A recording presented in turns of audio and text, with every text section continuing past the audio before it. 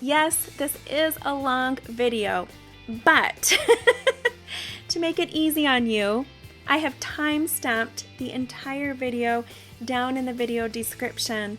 So if you go down and click on the description underneath this video, you'll see all the timestamps for each topic I cover, and you can click on any topic you want and jump right to it. But I recommend you listen to the entire video because I cover so much and I jump around a little bit. There's a wealth of information I want to give to you, and to benefit from all of it, it's best if you can hear the whole video. So maybe put it on 1.75 speed, put on some headphones, and listen to this while you do a monotonous task like cleaning or laundry, or maybe while you're on the treadmill. Hi, my name is Lindsay Reach, and I am a member of the Layton High School PTSA board. For the past 3 years, I have been the Battle of the Bands chair. How I ended up with that opportunity was the result of a phone call I received the summer that my son was going to be a sophomore, and I was invited to head the Battle of the Bands program at Layton High School. Not having any experience ever doing that before, and truly feeling like I had zero credentials or any kind of background in music or band that would qualify me to do something like this. But I was assured that that didn't matter, that anyone really could run this program. Well, because my son was about to be a sophomore and he was interested in music, he was a drummer, and he was starting to form his own band, I thought that maybe this would be the perfect opportunity to get involved and help me bond with my son. So I went on this adventure for 3 years up until my son graduated. So now I am handing the baton, I'm passing the torch on to someone else. But having run a pretty successful Battle of the Bands program, starting from scratch, I've had a lot of people reach out to me and ask me questions, ask if I would share tips and advice. So I thought it would be best just to put all of my advice, tips, and tricks, sort of share an outline of what I've always done that's worked for our school, into a video. So you can watch it anytime at your convenience, and it can sort of be a tool or a guide to help anyone out there who's doing this for the first time and you feel like maybe you've bit off more than you can chew. So the goal of this video is to help you realize that you can totally do this. It's not hard. When I first got handed this opportunity, there was about $50 in my budget. And I had been told that that was because all of the people who had ran the program before never needed anything more than that. So that budget had been consistent. But with the ideas and the vision that I had to make this a program that would not only bring our community together, but would also be a source of a fundraiser for our PTSA, as well as something that could put Layton High School on the map. Because at that point, I had been told that there were other high schools who had been doing Battle of the Bands for years. And that was their thing. That's what they were known for. And that their program had become so amazing and so popular. They were getting so many applications that they had to narrow it down by holding an audition for the contestants prior to the competition. So we were far from that at our school. Not very many people had heard of Battle of the Bands or knew that it was a program that the PTSA offered. And when I saw all of this missed opportunity, I guess I was up for the challenge. I wanted to do something about that. The first year that I did this, I was just dipping my toe in the water. I had no clue what I was doing, so I started small. And by the second year, I had people reaching out to me from other schools in our district asking if their students could come compete or at least perform at our school's Battle of the Bands because their school wasn't sponsoring this program. So that's when I realized there are a lot of kids in the community who love music, and they're looking for an outlet to showcase their skills and their talent. So my heart went out to all of these students who attended a school where they didn't have this opportunity, because I know firsthand how simple this program can be. If you just want to run the program just to provide an opportunity, you can do the bare minimum and still provide students that opportunity so they can go compete at the next level. But without that opportunity, there are so many students and schools that are missing out on something that not only will bring your community together, but can be a great source of fundraising for your PTSA and provide so many more opportunities for the students, which only benefits your community and your family if you have kids that attend those schools in your community. And then the next year, I built from there. I just sort of continued to raise the bar. And then by the third year, the community finally saw the vision. They were on board because they had watched this program grow over the past couple of years. By the third year, I volunteered at sophomore orientation at our school, and I had parents coming up to me saying, "Oh, is this the PTSA table? Are you guys the ones who run Battle of the Bands? Okay, so we're getting a boundary variance just so my son or my daughter can be a part of the Layton High School Battle of the Bands. We've heard all about your competition and we so much want to be a part of it." And so that's when I learned by year 3, we had accomplished what I had originally set out to do.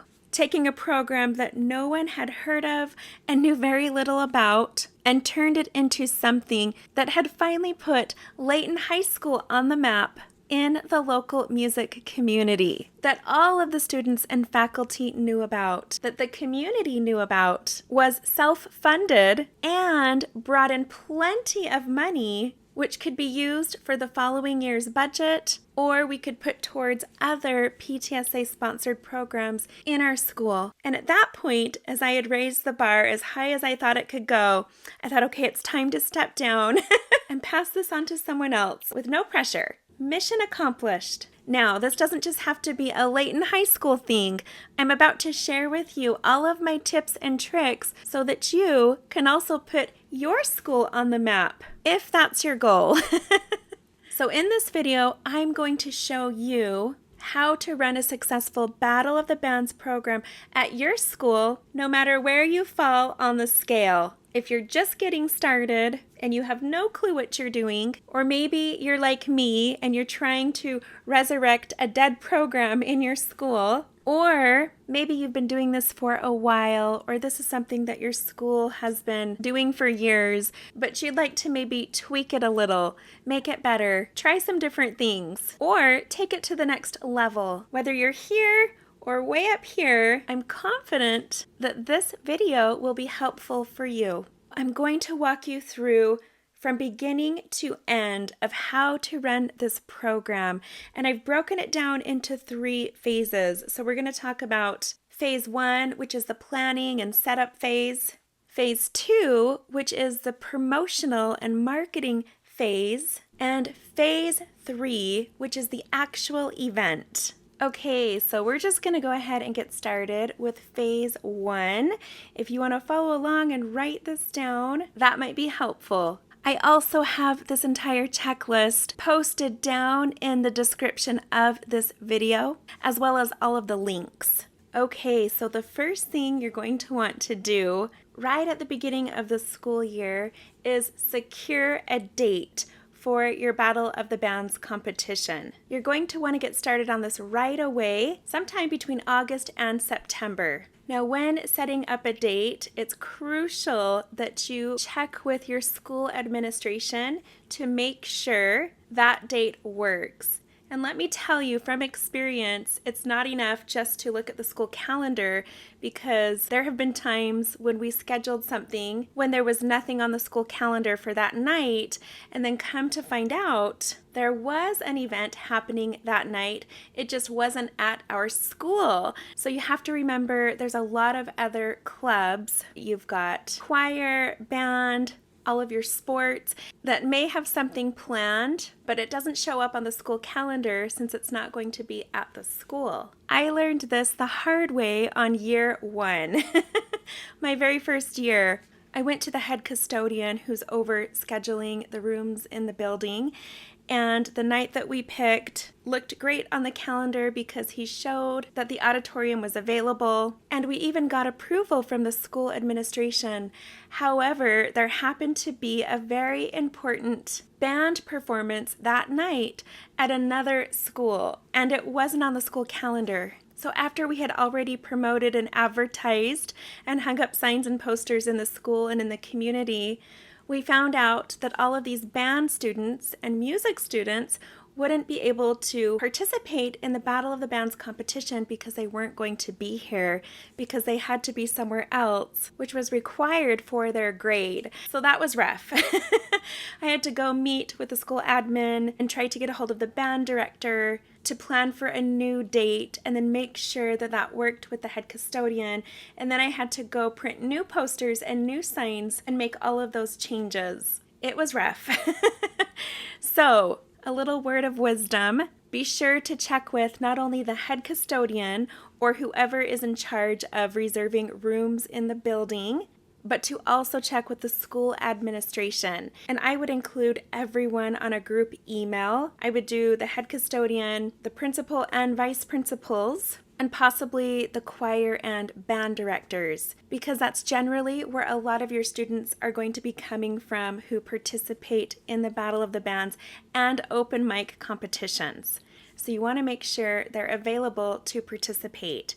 When putting together that email, I would recommend writing in there, hey, I just want to make sure that we're not competing with any other activities that night. Can everyone double check and give me the green light if this date will work? Now, something that we found that has worked really well at our school, we did it the first year and the third year that I was over this, is we decided to hold our competition in January, because our multi-regional competition is generally always at the beginning of March, and you want to give yourself a 2 to 3 week buffer window between your competition and the multi-regionals, just to make sure everything is good to go. And I have found that giving the students enough time, enough notice in advance, if I start advertising in August or September, and then the competition is in January, that gives them enough time to put together a band or a group,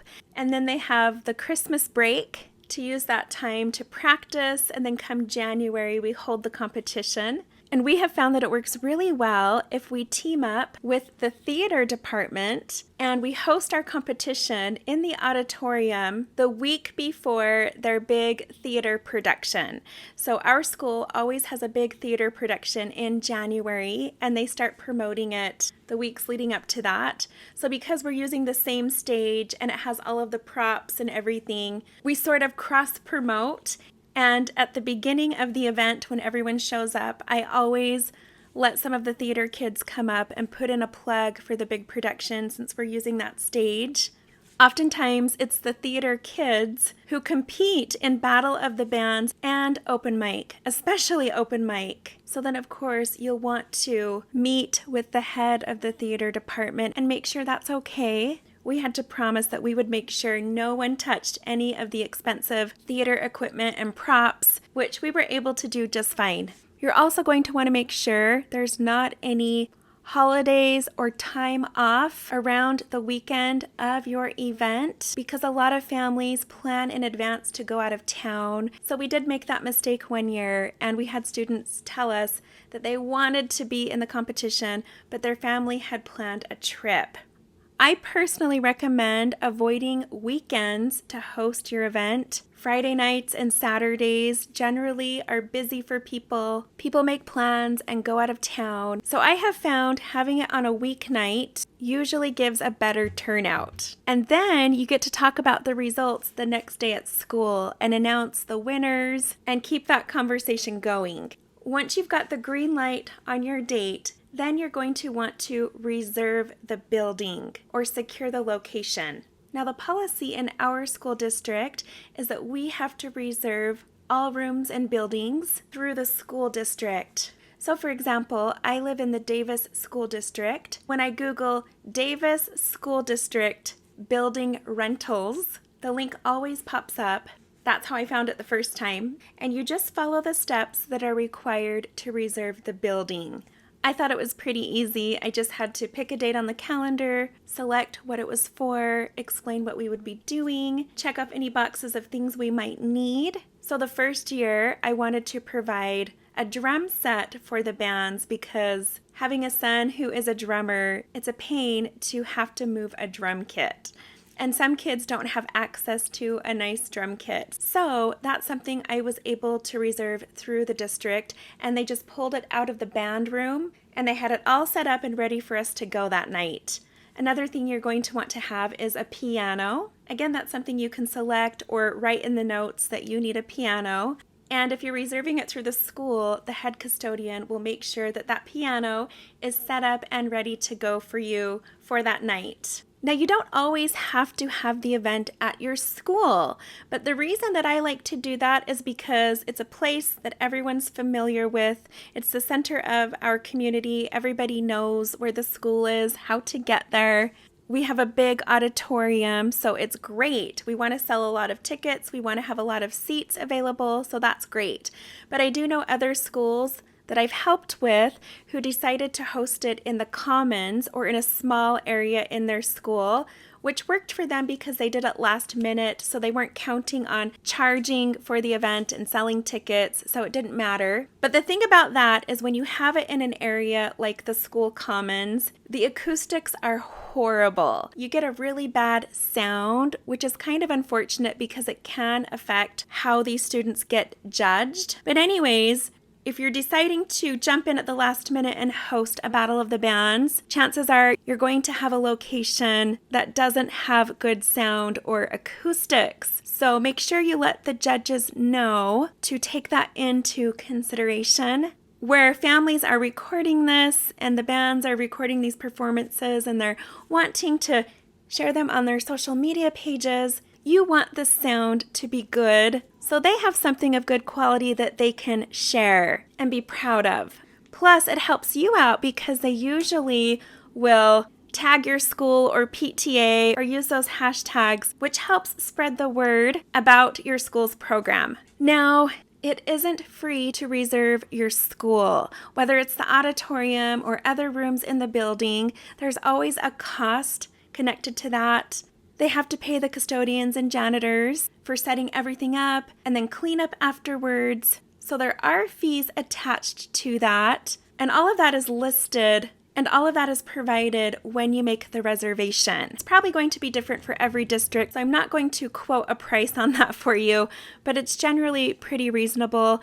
And we've been fortunate at our school. Our principal and administration usually covers that cost for us. So when we get the bill, we just send it to them and they usually will take care of it. So we haven't had to worry about that, which is nice. Another option can be at another school. So it doesn't necessarily have to be at your school. If there's another school that has a better auditorium or better availability and it's not too far and it makes sense, you can host this event at another school.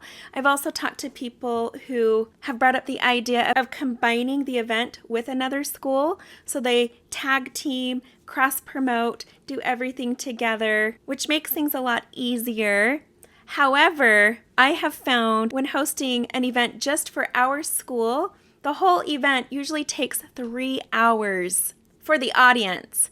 Of course, if you're a volunteer or one of the contestants, you're there even longer because you have to come early to set up and practice, and then you stay after. So to combine that with another school might be pretty tricky. You might get a lot of applicants and there might not be enough time to do that. So then at that point, you might have to do an audition or something like that to narrow it down. But you could host the competition at the same time using the same judges, the same audience. But the contestants are only competing against students from their own school. So you have 2 competitions going on at the same time. That also can work great if you don't get enough people signing up at your school. If you combine with another school, you should have enough participation to make it worth it. So that's an option as well. Keep in mind, the judges will compare all of the performances to each other.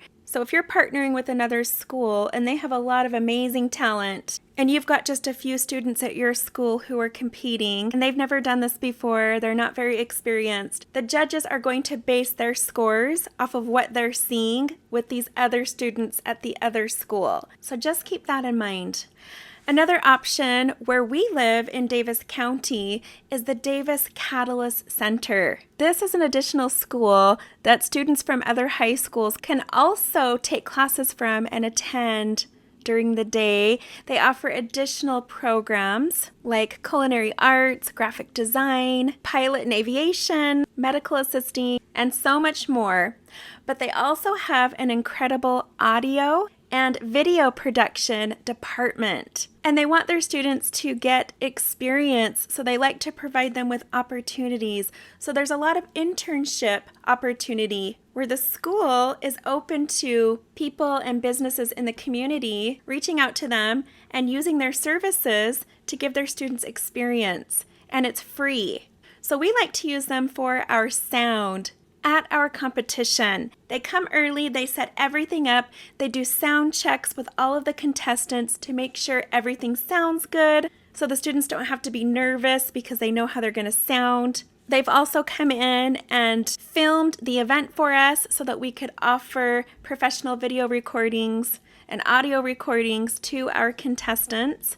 There have been years where they haven't been able to do that, so then we've just had volunteers in the community record the performances for us so that we have something to give the students and something to put on our social media pages.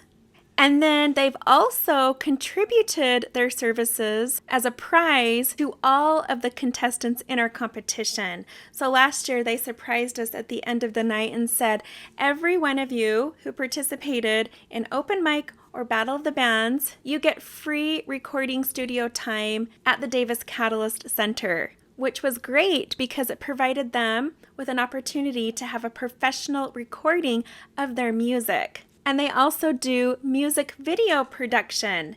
And because the school helps us out and all of this is free, we do a lot to promote them as a sponsor of our event. And also, they have an area in their school where all of the sound is already set up.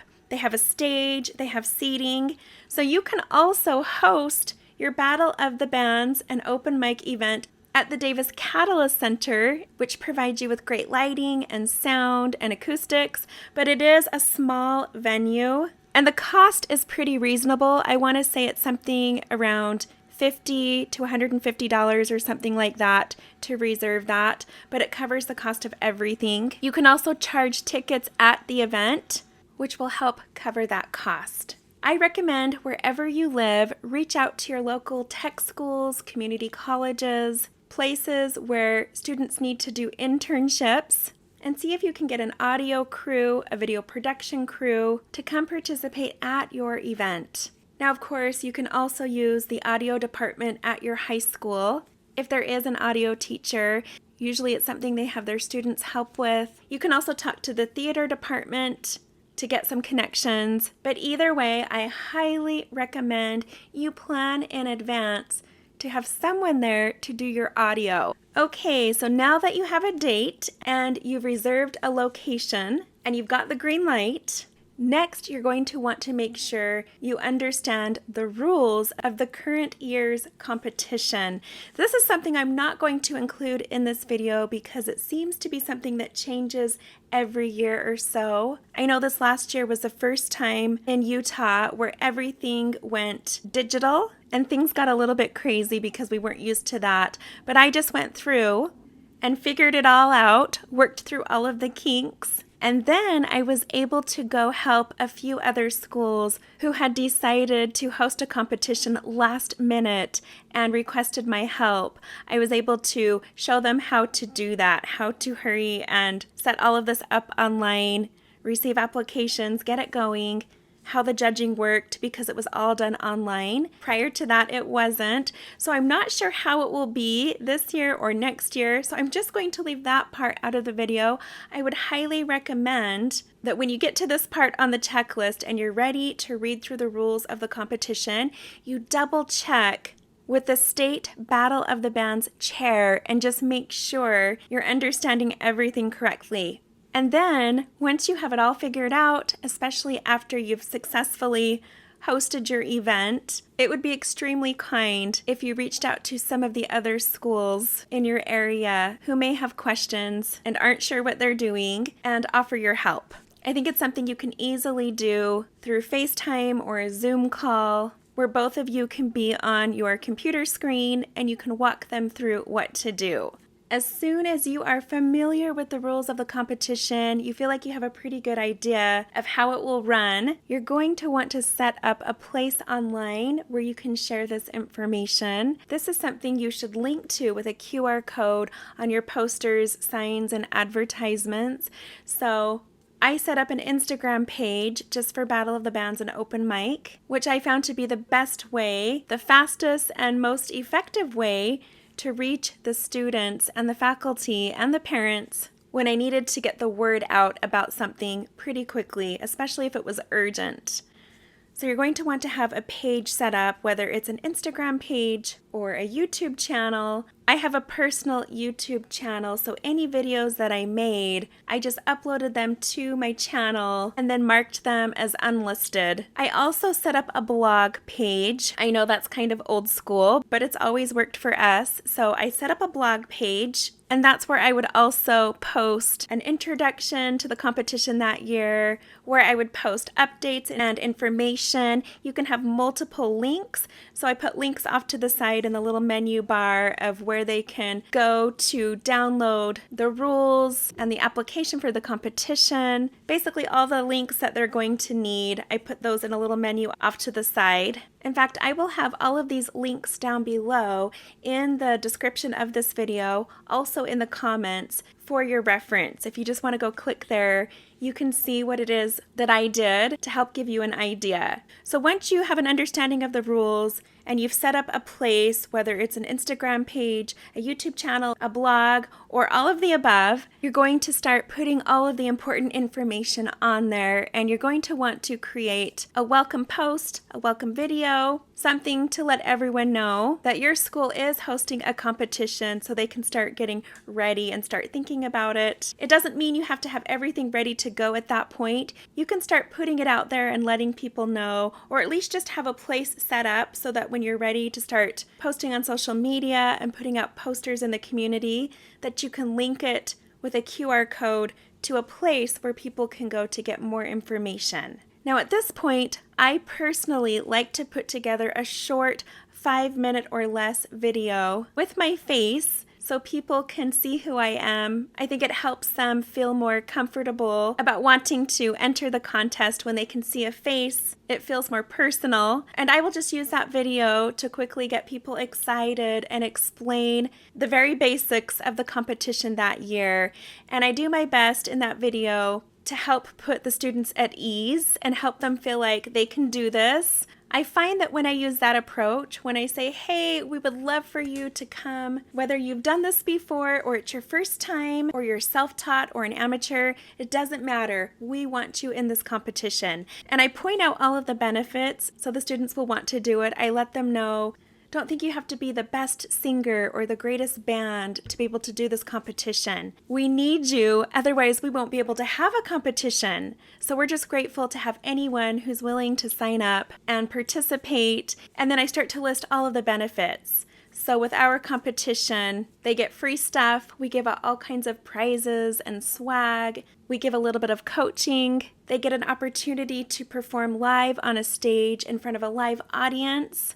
We take photos and we record their performances and we provide that for them. So we tell them, hey, if you're wanting to promote your band or yourself as a vocalist, you'll have access to these photographs and recordings that you can upload to your own social media pages so you can promote yourself or your band. We also give away awesome prizes that have nothing to do with the actual winners of the competition, and I'll explain that more in a minute. I also tell them that we have professional judges who will give them professional feedback, and you can't really put a price on that. So I let them know all of the reasons why they should do the competition, and then I tell them it's just going to be fun. They don't need to be afraid or worried if things aren't perfect, that we're just glad they're participating, because when they participate, it supports our school and supports our PTSA so that we can continue doing these programs and providing the students with these opportunities. So when the students feel like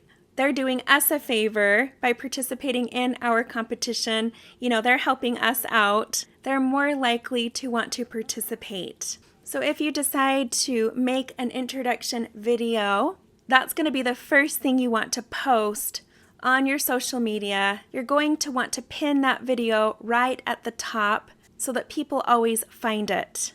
I also usually do a Q&A video, and that's really helpful because then it prevents lots of emails and texts and phone calls from students and parents who have lots of questions. I've done it both ways, where I've just posted Q&As in a post, and I've also done it in a video. And what's nice about that, if people do reach out to you with questions, you can just send them a link to the Q&A where they can find those answers. So you don't feel like a broken record that you're constantly having to do the role of customer service, because that can be overwhelming. Especially for me, where the first 2 years I didn't have any help. So it felt like a full-time job. Now, if you're doing this for the first time, you might think, well, I don't know what common questions people are wanting to know, so I don't really know what to put in a Q&A. So my advice for that is just start simple. Just start with a few basic questions that people might have, whatever comes to mind. And then as people start to reach out to you and ask questions, take those questions and add them to your Q&A page, because chances are there are going to be other people who have those same questions. Okay, around this time, you are also going to want to figure out your budget. If you have a budget to work with, that's great. If you feel like you need more, I've got a lot of advice for you. And if you're starting with absolutely nothing, you're going to love this video. Okay, so the first year that I did this competition, we had a very small budget, and we made the event free because I just wanted people to come. I was able to get some donations and things that year, so it all worked out, and we weren't in debt. But I decided the next year to try something different, and I decided to charge money for tickets, because I saw at that first competition that everyone's friends and family came to support them, so they would be coming no matter what. So I knew that those were guaranteed ticket sales. Now, of course, contestants are free. They don't have to buy a ticket. That is something you'll probably want to put in your Q&A, because that was a common question people would ask. And the price that seemed reasonable and really proved to work well was $5 a ticket. That's a really good deal to go enjoy a live show. And we have found that people are always more than willing to pay $5 for a ticket to go support their friends or their kids. So it's never been a problem. Now, I calculated that our auditorium had somewhere around 1,500 seats. So I did the math and realized if I could fill almost every seat, that would be a lot of money for our PTSA, and this could be our greatest fundraiser. Now that's the other thing. People often despise fundraisers. No one enjoys going around begging for money, selling gift cards or coupon books, going door to door. It's just not fun. No one likes it. So when your school and your community, when they understand that this is your fundraiser, they are more than willing to participate. Now, there are so many things that you can do with this. The sky is the limit. I'm going to give you a few of those tips and ideas that worked well for us. This part really comes later with the promotion phase, but because we're talking about tickets right now, I'll just insert it here. Now, we found that when we started promoting ticket sales, as early as a month and a half before the actual event, we never sold tickets. People tend to do things at the last minute, so we found that the majority of our ticket sales would come in the day or the night of the event, which can be a little bit scary because you're counting on that money to cover all of your costs. So you kind of want to know in advance if you're going to be making that money back so that you can sleep at night.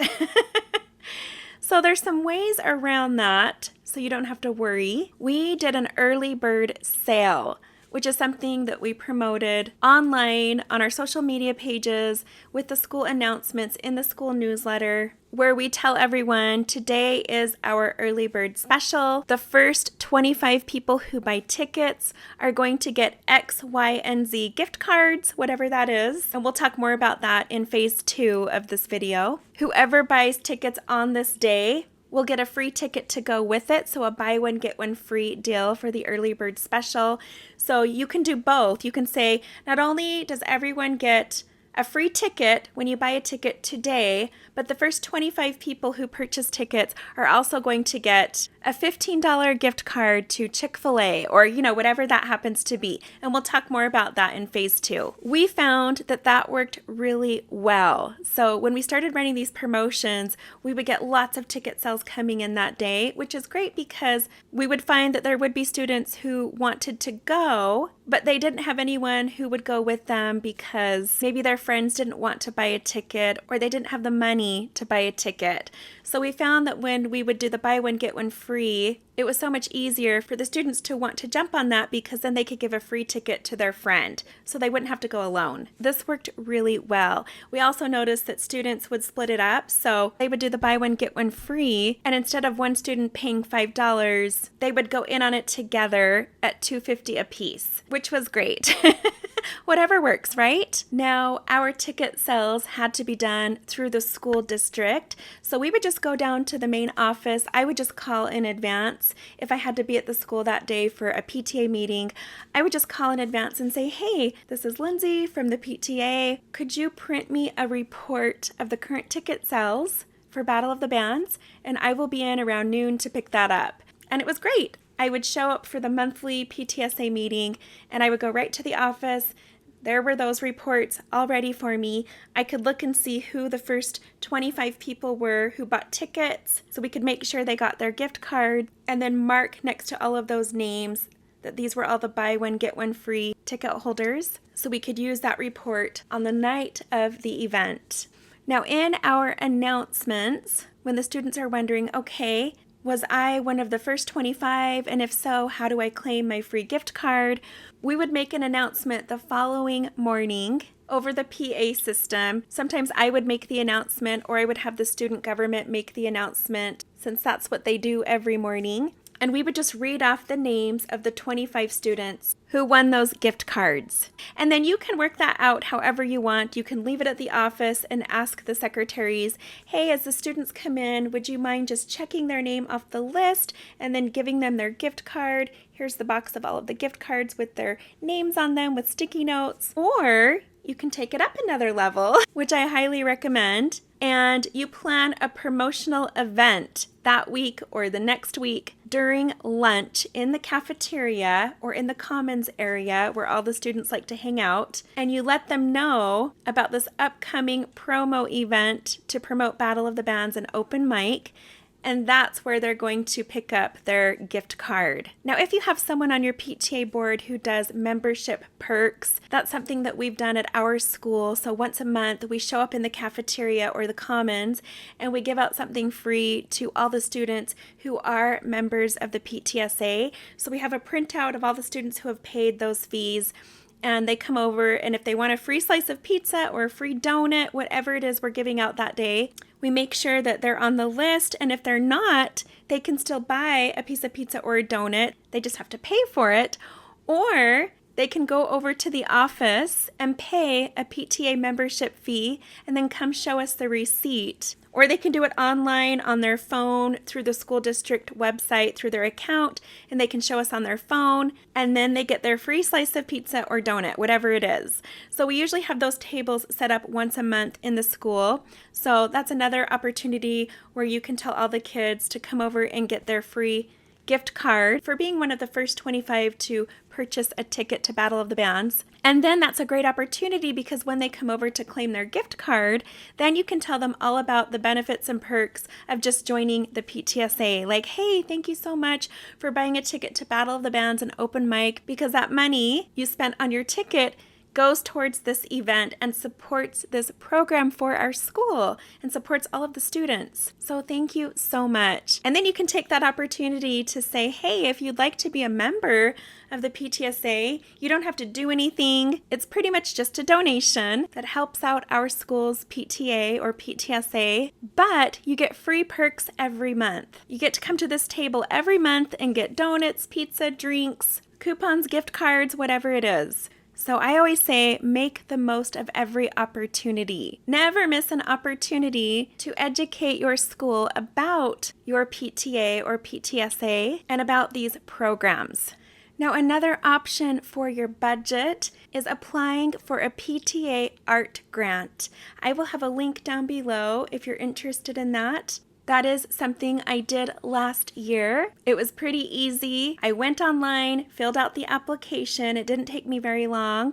And then I just typed up why we needed this art grant, how we were going to use it for our Battle of the Bands and Open Mic program, and how that was going to benefit the students in our school concerning music and the arts. And we were awarded the grant. So I requested $450 and we received it. Now they give it to you in 2 checks, so you get half of that up front, and then you get the other half after you submit to them how everything went. So you sort of report back and say everything went great, here's the results, and then they cut you that second check. Now with the grant money, they're matching the money that you're already spending. They explain that on the application. But what's great about it is it's a grant, so you don't have to pay it back. I highly recommend that. Now, you usually have to jump on that pretty quick, especially if you're wanting money for the next year. I believe the deadline is usually February or March. So definitely write that down on your to-do list. Set a reminder so you don't miss out on that opportunity. I know lots of schools who took advantage of that and were awarded those grants. It's definitely worth it. I actually missed the deadline this year by a couple of days, so I definitely recommend setting an alert on your calendar. Okay, we're almost done with phase 1. Next on the list is you're going to want to find a committee, because if you get a committee early on at the beginning of the school year, they can help you with phase 1. You might think you don't really need a committee until the night of the event, which yes, you're going to need a lot of help that night, so you do rely on a lot of volunteers. But to make that night successful, you really need a committee in advance to help you with phase 1 and phase 2. You know the saying, many hands make light work, and it's so true. Last year, I only had a couple of people who the PTSA president found and recruited to help me, which was great. I divided it up into 3 areas. I had a person be over each phase. So I was over phase 1, another volunteer was over phase 2, and my third volunteer was over phase 3. Phase 1 is the setup phase, phase 2 is marketing and promotion, and phase 3 is the event coordinator. So I had a quick meeting with these 2 volunteers and I asked them which area did they feel more comfortable doing, and I had a volunteer who said, I'm really good with marketing and promotion, I'll take that one. And the other volunteer said, that's great because I do really well with event coordinating. So perfect. So each of us were over one of those phases, and it was up to us to make sure we had help with all of the tasks involved in that phase.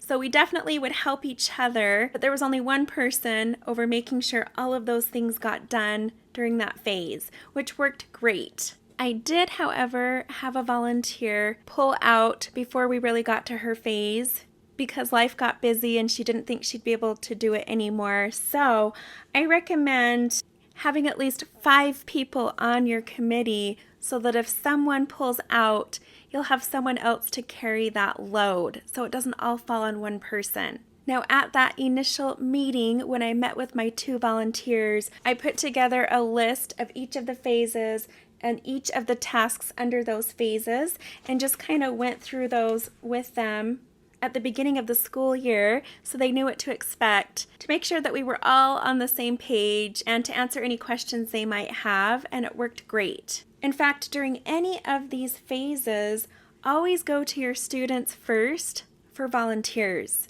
And of course, you definitely want to take advantage of the student board. If you're a PTSA, then you have a student board, and those students are always looking for opportunities to work with the PTSA and serve the school. There are lots of clubs and organizations within your school where the students need volunteer hours.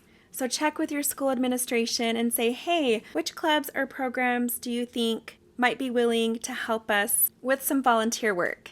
Also, if you're aware of the parents of some of the contestants, if you've had people enter early, you can reach out to the contestants and pass out flyers to them for them to help spread the word. You can reach out to the parents of the contestants and ask if they'd like to help as well. And a little incentive you can give is you say, hey, volunteers get a free ticket to the event. So if you're a volunteer and you're on our approved volunteer list, you get a free ticket to the event. So a lot of times parents will say, hey, sign me up. My son or my daughter is in the competition, and if I don't have to pay for a ticket, that's awesome. In fact, me and my husband and my 2 oldest kids, we're all going to volunteer so that we can get in for free. So that's a great way to get volunteers. You can also make an announcement to the school that you're looking for student volunteers. So if there's any students who don't want to buy a ticket but really want to come to this event, they can get a free ticket by volunteering. You can have them reach out to you through your blog or your Instagram page and put them on your volunteer list. We always made the tickets free to faculty and administration. We don't want to have to make the teachers pay to support the students, especially with all they do. So we always offered free tickets to all admin and staff. Now I recommend you put together, whether on a Google spreadsheet or Sign Up Genius, a place where you can divide up all the areas where you need help for your volunteers, and you can send them there to sign up where they want to help. That works really well because if they have a say with what they want to do and how they want to help, it increases the chances of them actually showing up and following through. So if you can get a group of volunteers to help pass out flyers to the community, that is ideal. For all 3 years, I was never able to find someone to help me do that task, so I usually did it myself, which was fine, but it's so much better if you can spread out that job. It's a big job. Next on the to-do list of phase 1 is secure your judges. You're going to want to do this early on in the school year because people make plans. Now, something I introduced to our school competition is having it in the style of America's Got Talent or American Idol. And there's a couple reasons that I enjoy doing it that way. One of the reasons is the judges really feel appreciated and valued when they get to take time to speak to the contestants, and when they get to use that time and vocally critique and offer feedback to the contestants, everyone in the auditorium benefits from that. But traditionally, most competitions have the judges be silent. They write their remarks down on the judging sheets, and sometimes if they stick around after the competition, the students can come up to them and ask questions. But I have found that that doesn't work very well because a lot of times the judges are busy, they have families, and when the event is 3 hours, they just want to go home. They don't want to stick around and meet with lines of people to answer questions. And second of all, if they have to write down their feedback on a sheet of paper, they only have a couple minutes to do it. They're trying to write it all during the song, and they have to hurry and get that wrapped up so they can turn in those judging sheets and move on to the next contestant, so they don't give as much feedback. When they know that they get to speak that feedback vocally to the contestant after the performance, it's easier for them to sit there and watch the performance and enjoy it, rather than looking down at a sheet of paper the whole time trying to write as fast as they can. Oftentimes the students can't read their handwriting. And then when we went digital, a lot of them were just doing it on their phone, and it was too much to type what they wanted to say on their phone screens, and so the feedback was very limited. Some other issues we've had in the past when we've left it up to the contestants to go talk to the judges after the competition is that they often have forgotten to go look at their score sheets, so they never get to see that feedback. Now, it's always been the rules that they're not allowed to take the score sheets with them, that they have to stay there. Afterwards, the PTA collects them, but they can take a picture of them. Now, last year, when everything went digital, we noticed that within just a week or two after the competition, all of those scoring sheets from the judges were deleted. So they just disappear. And if the contestants didn't go in during those 2 weeks and look at those score sheets, they again never got that feedback. And we were told by many of the contestants that when they logged in, that information was never there. They were never able to see it, so it may have only been accessible to the admin, which is unfortunate because the contestants never got to see the messages that the judges left them, and they never got to see what they were scored on and what areas they needed to improve on. So it definitely was not helpful for them. And then also, because those score sheets disappear after a couple weeks, the admin, we don't have those either. So we don't have those for our records, where in the past, when they were paper score sheets, we could always have those on file. Now, because these judges are sacrificing their time to be there, a lot of them who are in the music industry tend to earn their living at night, whether they're teaching music lessons or they're performing. And so they're sacrificing their income to come be a judge at your event. And I have found that when they really feel valued, that they're given enough time to share that feedback, they tend to enjoy the experience better and they want to come back the next year. If they feel rushed and that their input doesn't really matter, then it seems as though their judging is rushed, the scores are rushed. But when they get to really enjoy and appreciate the performances and then contribute afterwards, I find that it improves the scoring. Another reason for doing that is it buys us time. So in between the contestants going up on stage, how we generally do it is we have a band and then a soloist, a band and then a soloist. And that way, while the soloist is performing, the band who is up next has time to go set everything up on the stage. If you have a curtain, that only works if you have a curtain on the stage. They can go up and be setting up all of their instruments while the soloist is performing. If you don't have a curtain, then you have to wait till the soloist is done, and you have to wait for the band to go up and set up all of their equipment, and so you need to buy time. So I have found that when the judges get to speak to the contestants after they perform, that buys time for the person who's going next to go start setting things up without there being that awkward silence and without feeling like you have to have an MC buy time by telling dad jokes on the stage to fill up that time. So this has always worked really well. I do meet with my judges in advance and I let them know, please keep your feedback under a minute because we only have a few minutes in between each transition and we don't want to go over that time. Sometimes you get judges who really love to talk and they forget about that time limit, and so it helps to have a volunteer be by the judging table with a little stopwatch or a timer, and you can let the judges know in advance, hey, sometimes it's easy to get talking and forget about that time limit. So to help you out, we have a little timer or a little bell that we're going to ding. So when you hear that, you know that you need to hurry and wrap up that comment so we can move on. And if you are short on time, you can tell the judges, hey, we're going to rotate so that only 2 judges comment for each contestant. And so we'll just rotate back and forth, however you want to do that. But I have found that the audience generally enjoys hearing the feedback from the judges, and then we give a microphone to the contestants so that they can have a conversation with the judges, just like you would see on America's Got Talent. And it's great. It's especially great if you have a contestant who messed up. Maybe they forgot the words or something went horribly wrong during their performance. Having that moment where they get to talk with the judges and the judges get to reassure them that, hey, it's okay. Things happen, and that's happened to me before. I've been performing live on stage and my guitar string broke. And here's how I navigated that. So it's great because the judges can tell them, hey, everything's going to be okay. You still did great. I love the way that you handled that. Or this has happened to me before. Here's some advice going forward on how you could handle that if it were to happen again.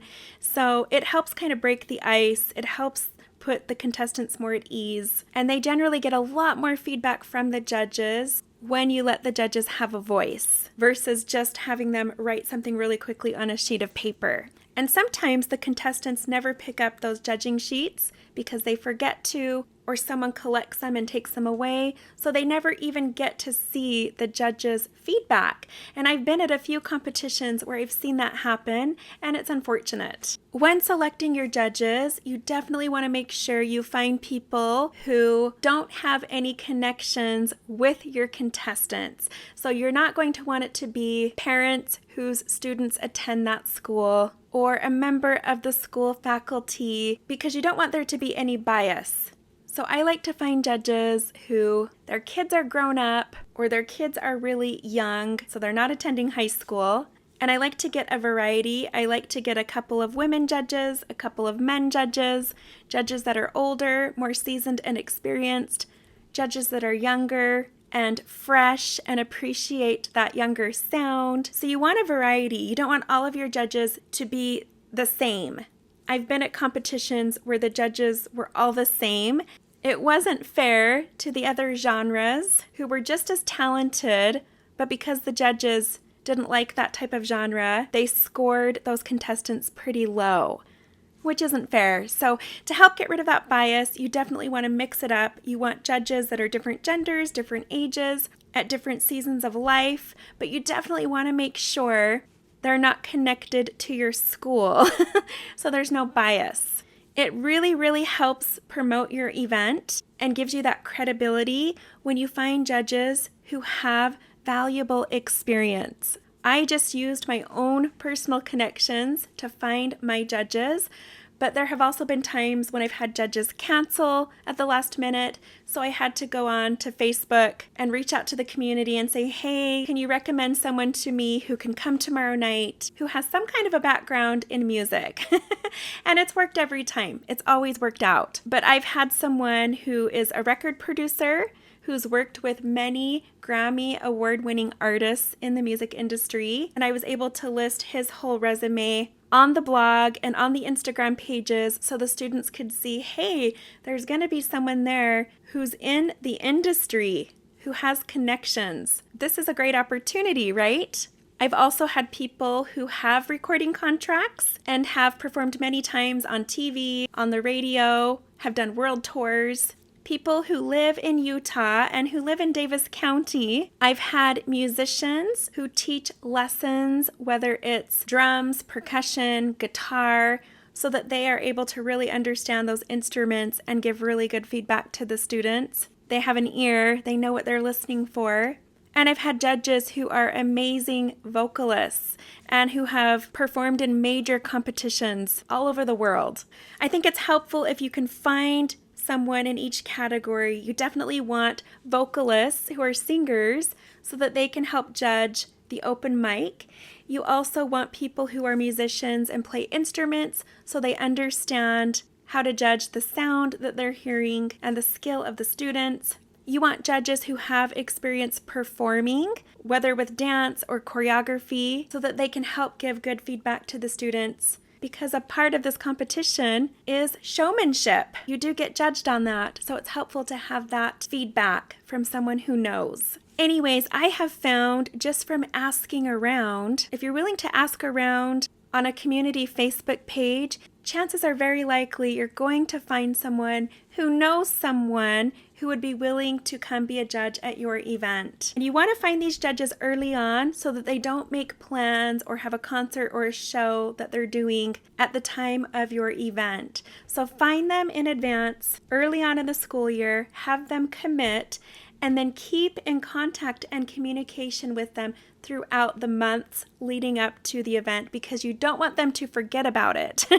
I've had that happen as well. So I recommend putting them in a group chat or on a group text and just reaching out once every few weeks saying, hey, we're still looking forward to it, or here's some exciting news about that night. Please send me your bio or a headshot which is something I also recommend. I collect headshots and short bios from all of my judges, and then I tell them that this is an opportunity for them to promote what they do. So I always want it to be a win-win. When someone is volunteering their time to help out with this event, I want to make sure it's a win-win for everyone. So if someone is sponsoring or they're coming to judge, I always tell them, hey, we're going to let everyone know about your business or you or what you do. So I let the judges put a link down in their bio to their website or their social media pages so everyone at the event can find them and follow them and connect with them, buy their music, whatever it is. Especially if you're not going to be paying them or compensating them in any way. If they know there's going to be a big turnout at this event, they're usually more than willing to participate, especially if it helps promote what they do. I've been fortunate to have a little bit of everything. I have a judge that's country. I have a judge that's more rock music. I've had a judge that's experienced in pop music. You want to try to make your judge panel as diverse as possible so that the students feel represented. They feel like there's someone on that judging panel who gets their music, who gets their style, who gets them. Something we helped implement into the new rules last year was from an experience that we had at a Battle of the Bands competition. It was one that I had been asked to help with, so I was there just that night to help with the judges, and it was at the multi-regional level. My husband was with me, and as we were collecting these score sheets, we overheard some of the judges talking, and one of the judges said, "This contestant goes to the high school that I went to, so he's going to get all 10s." And I watched this judge score this student the highest score possible because they went to the same high school. And of course, that's being biased. So I couldn't believe I saw that happen. I brought it up later to the state board, and they ended up with the suggestion of throwing out the highest and lowest scores on every contestant to make it fair.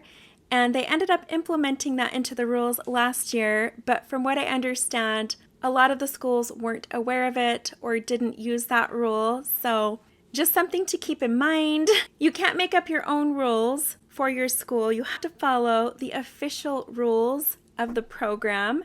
I'm not sure if that will be in the rules this year. I know it wasn't really enforced last year. Some schools did it, some schools didn't, but there wasn't anyone regulating or enforcing it. But I will say that you only need that rule if there is bias. Or you can talk to the judges in advance and say, hey, please don't base your scores on things that you have in common with the contestants. Please score them only on the music and performances alone. Stick to what's on the sheet. There also was a moment that same night at that same competition where that same judge said, I'm not a fan of this genre, so this band is getting a low score. And that's not fair either. There was also an instance where the sound turned off, all the mics turned off, and you couldn't hear the singers. And it wasn't the band's fault, but I watched the judges write in their scores in that moment, and they gave them low scores because of something that wasn't their fault. I think sometimes the judges forget to take things into consideration, things that are outside of people's control. And I've been at competitions where the judges have said, well, your mic turned off, or I couldn't hear the guitar, or your sound was all over the place. And I've seen the judges dock points for that. And it's sad because it's not fair to the students because they have no control over those acoustics. And usually there's a sound crew, which we're going to talk about in a minute. If it's the audio department at your school, it's usually students that are running everything. And so there's often a lot of mistakes and things that don't end up working. Let me just tell you, plan in advance and prepare your students, those who are competing, for problems with technology. It always happens. And it's so sad, but it happens. I've been at competitions where There was a soloist singing. She had an incredible voice. She was also playing her guitar, and slowly her microphone started to sink down on the stand. It just started to get lower and lower and lower until you couldn't hear her anymore, and she couldn't do anything about it because she was playing the guitar, and the judges were in the very back of that auditorium, so they couldn't run up on the stage and help her out. And all of the tech people were behind the curtains, and so they weren't paying attention. And so it affected her performance, and she got a low score. It definitely wasn't fair, but I've learned at these competitions, they don't do do-overs. And so you really want to make sure you plan for these kinds of things in advance. You want to make sure that you have someone near the stage at all times who's ready to run up there if a disaster is about to happen, if something tips over, or someone drops their microphone. You want someone to be able to run up and help. So I would say be very careful in who you select as your judges. You really need to vet that process well and make sure that these judges have an understanding that things that are outside of the contestant's control shouldn't count against their score. Now, as for how many judges you should have, the most that we've ever had are 5 judges, which is a lot, especially when they all want to comment after each performance. But the reason being is I like to have backup judges. It's been my experience after doing this for 3 years that every year I always have 1 or 2 judges that back out at the last minute. We've had things such as funerals where, a loved one passed away unexpectedly, so they weren't able to come. We've also had illness where a judge was ill at the last minute and wasn't able to come. And so I think that's why I've always had some extra judges that I invite anyways, just knowing that most likely 1 or 2 of them might not come at the last minute. But if they all show up, then yes, you have too many judges for sure. So I think a good number is 4. I think inviting 4 judges is perfect. That way, the odds are there that one of them might get sick or not show up at the last minute. Then you still have 3. So 3 is definitely what you need to do the competition. But 4 is a nice even number just in case somebody cancels at the last minute. But also, it is sometimes good to have 2 ladies and 2 men, just to make it even. And that's it for phase 1. Now let's move on to phase 2, marketing and promotion. The first thing you're going to want to do on this checklist is to choose a deadline for entries. And the reason you want to have a deadline and you want to stick to that deadline is because you want to allow yourself enough time to figure out your program. It works really well if you can rotate it so you have a band, soloist. It's always worked out for us that we have an equal amount of bands as we do soloists. So you want to make sure that flows really well. If you leave it to the last minute and you let bands sign up right before the event, then you run into the problem of not having your programs ready, or maybe the programs are already done, so you can't add these extra contestants to the program. We've had problems at the last minute with song choices. Something that happened to us last year was we had a student send in a recording of a song, which we assumed was her. We assumed it was her vocals, but she misunderstood and she sent us a recording of the artist doing their song. It was a song none of us were familiar with. She sent us the MP3, and it wasn't until the night before the competition that we realized this was a professional recording of someone else singing that she had sent us because she misunderstood the instructions. And she didn't have anyone to accompany her music. She was under the impression that she could just play a background track and sing along to it, but the rules stated that you had to have someone accompany your music. And it was too late to reach out to the state board, find out if we could work around that rule. We just weren't sure. So at the last minute, we scrambled. We found a PTA volunteer who was really good at the piano, who went and found some sheet music online and learned this song at the last minute and invited the student over to hurry and practice it. But this poor student felt so unprepared when she was up there on the stage. She had never done this before, and she had practiced so many times in her bedroom to this backup track. That was all she knew. That's what she was used to. And now she was on the stage performing with a live pianist, and it threw her off. She got so nervous. She forgot all of the words, bless her heart, and we felt bad for not having caught that earlier. So these are the things you want to think about during that 2-week window from when your deadline ends to the competition. You want to make sure you've talked with each of the contestants, make sure they have someone to accompany them for their music, make sure everything aligns with all of the rules, that they fall into the right age groups, you don't have anyone too young or too old for the competition, that the majority of them attend your high school. All of these rules are on the Utah PTA website, and they change every year, so just make sure your contestants understand the rules and that you understand their performance and that you have an understanding of what they're going to need. Okay, so I'm going to insert an experience right here that goes along with this topic.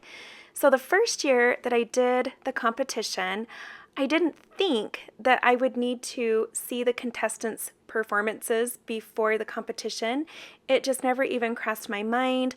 I just trusted that everybody was good to go. Everything had been approved, their lyrics, the music, everything was good.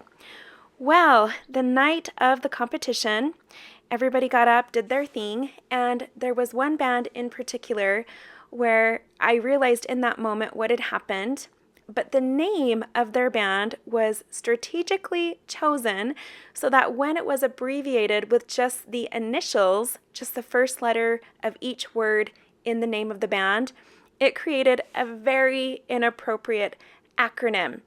And it was pretty bad. So when this band got up on stage, they had that acronym on their clothes.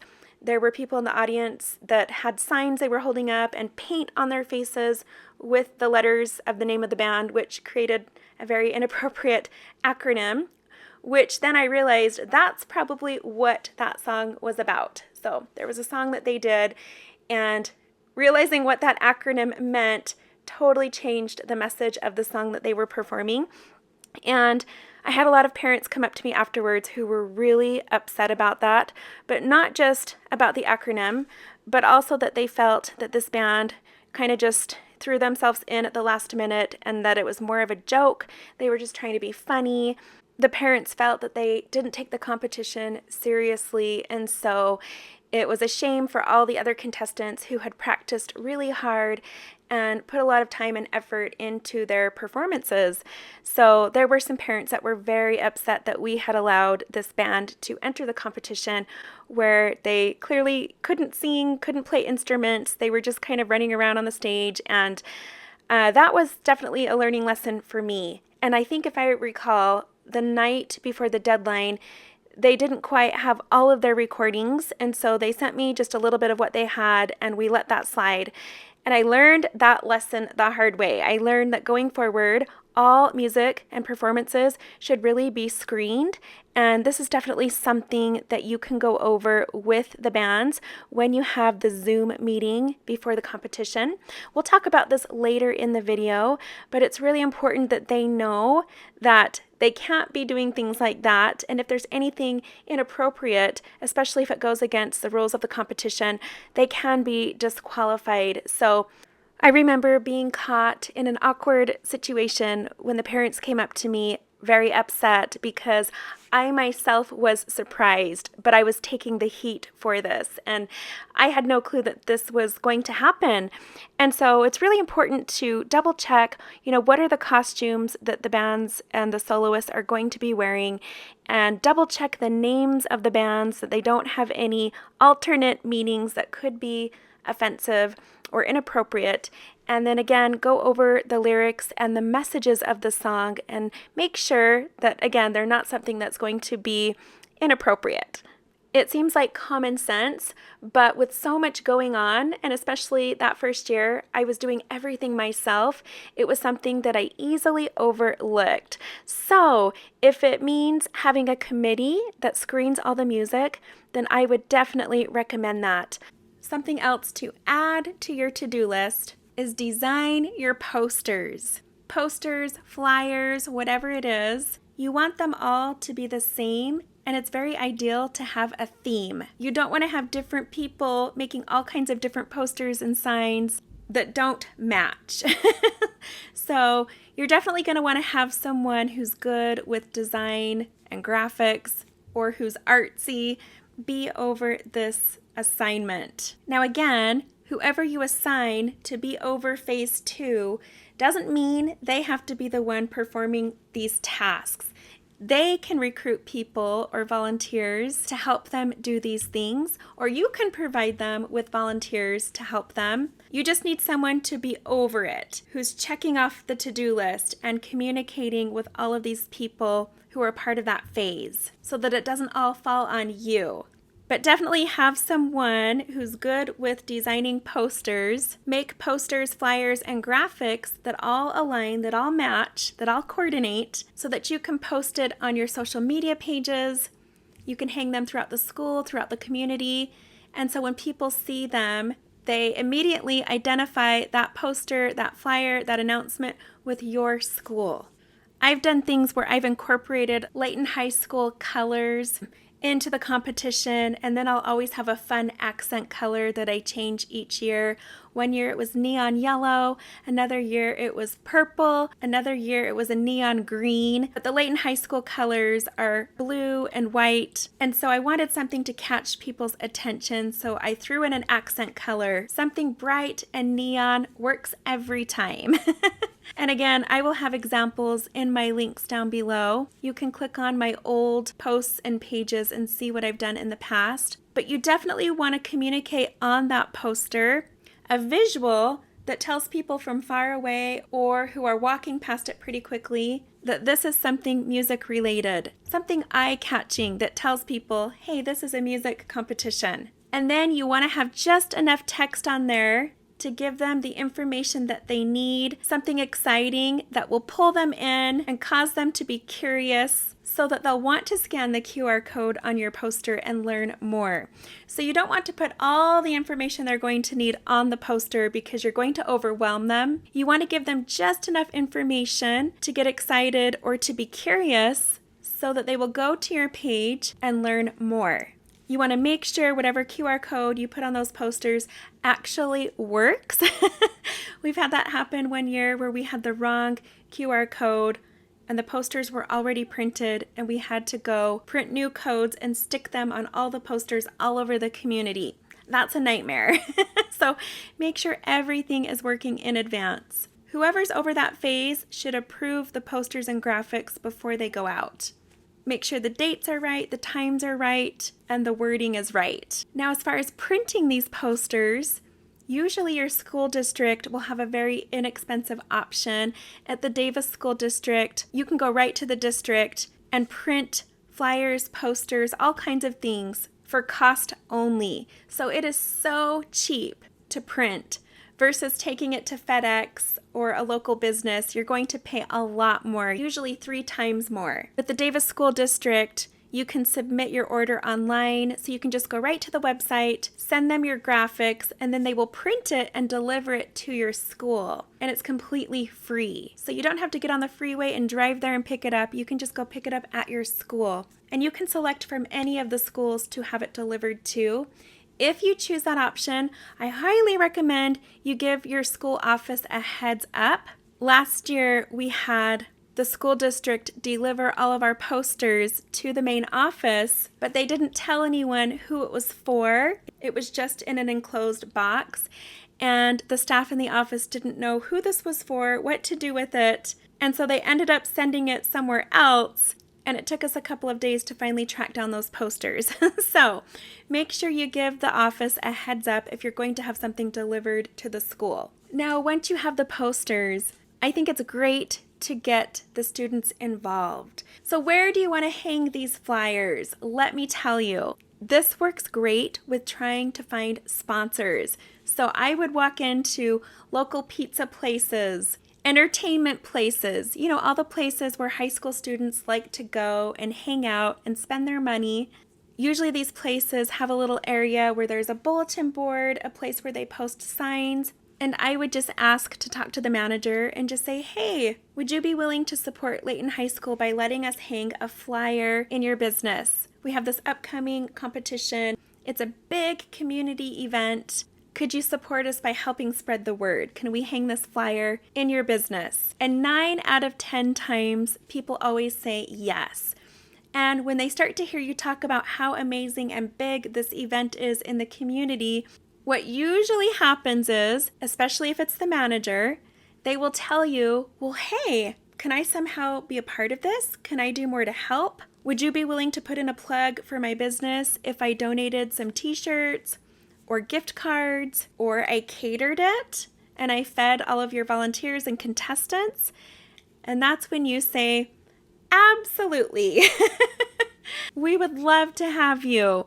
So this is your time where you can multitask and you get your sponsors while you're passing out the flyers and posters. So you're going to want to hit up all of the businesses in your area where families and teenagers like to go. Then you're also going to go to all businesses music related.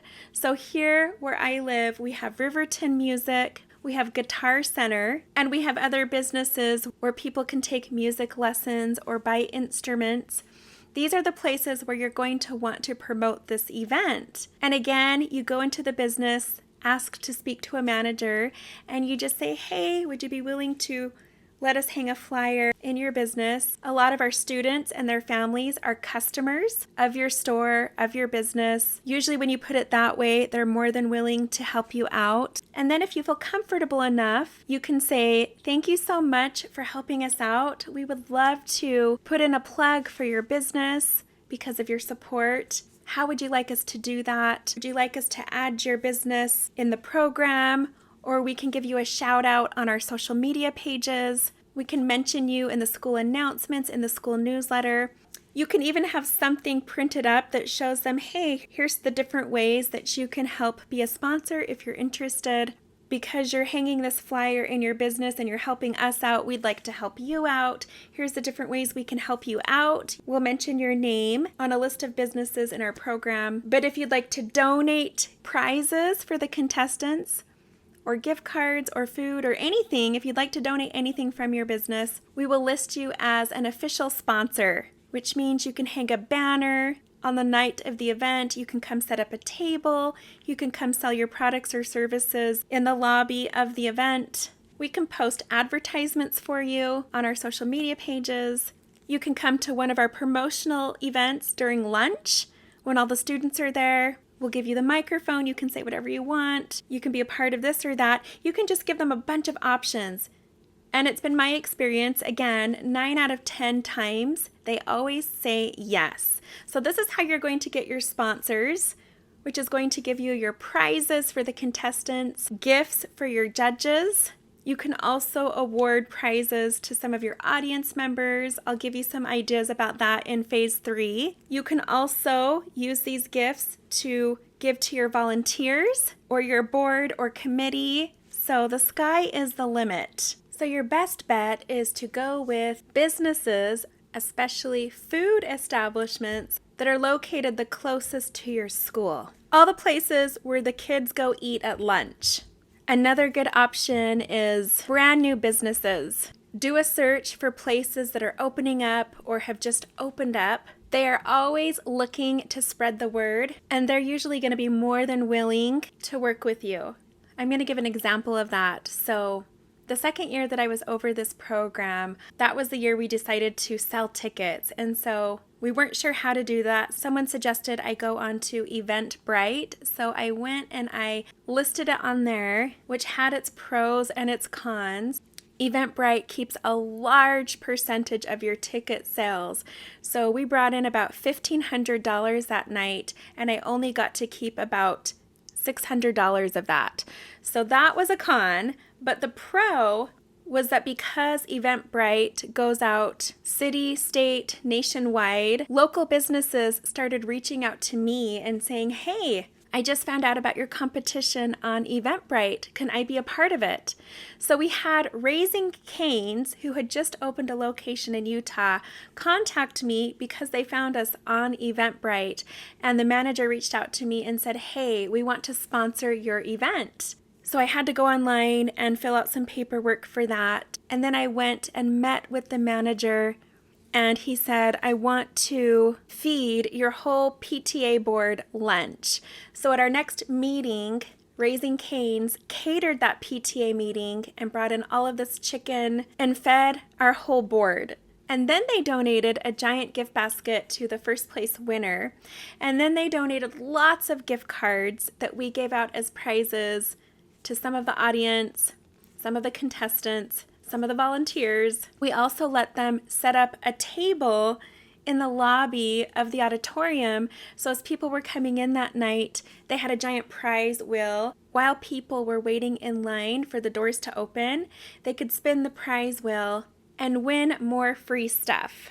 They hung up a big banner in the lobby, and we used some of those gift cards when we did drawings on social media. So on the social media pages, I might say something like, the next 3 people to share this and tag us, you'll win a Raising Cane's gift card. Or I might put something in the student announcements, or tell the kids to come by the PTA table at lunchtime and enter a drawing for a Raising Cane's gift card. And then we would announce the winners the next day over the PA system. So there's lots of ways you can work with this. There's so many things you can do to make it a win-win situation for everyone, for the students, the staff, the volunteers, local businesses, everyone. Now here's where it might be a benefit to combine with another school. You certainly don't want to overwhelm a business. You don't want to go to a business and say, hey, would you like to help us out or sponsor our event? And then they tell you, well, we just sponsored another high school last month for the same thing, so I think we're good. I think we've reached our limit.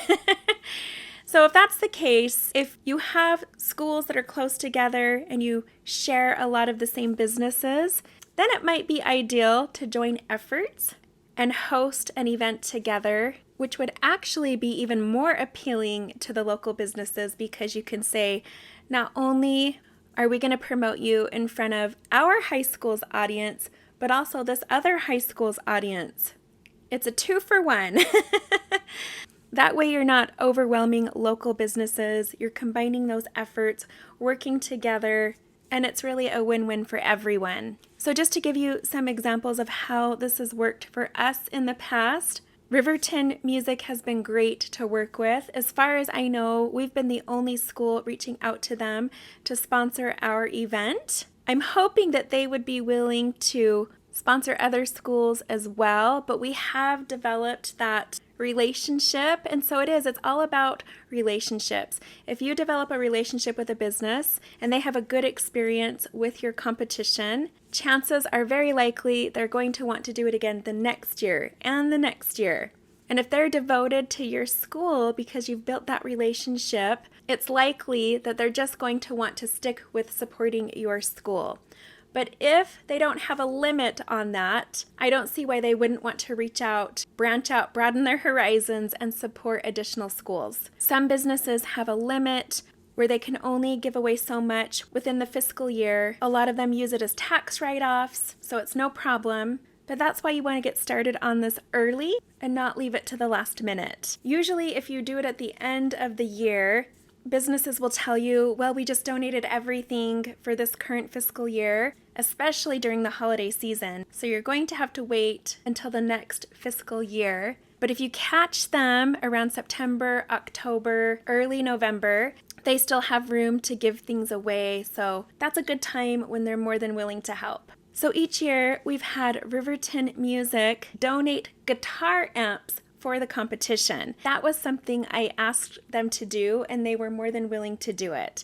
When I first approached them, they said, well, how can we help? What can we offer you? And I said, well, we can put in a plug for your services, your music lessons, your instrument rentals, all of that the night of the competition. We could put it out there to any of the students at our school who don't have access to nice instruments or maybe don't have speakers or guitar amps, if you'd be willing to loan them some on the night of the event, that would be awesome. And they were totally on board with that. They had a guy show up early that night and he brought in all of these guitar amps, and I was able to use that to help promote the event.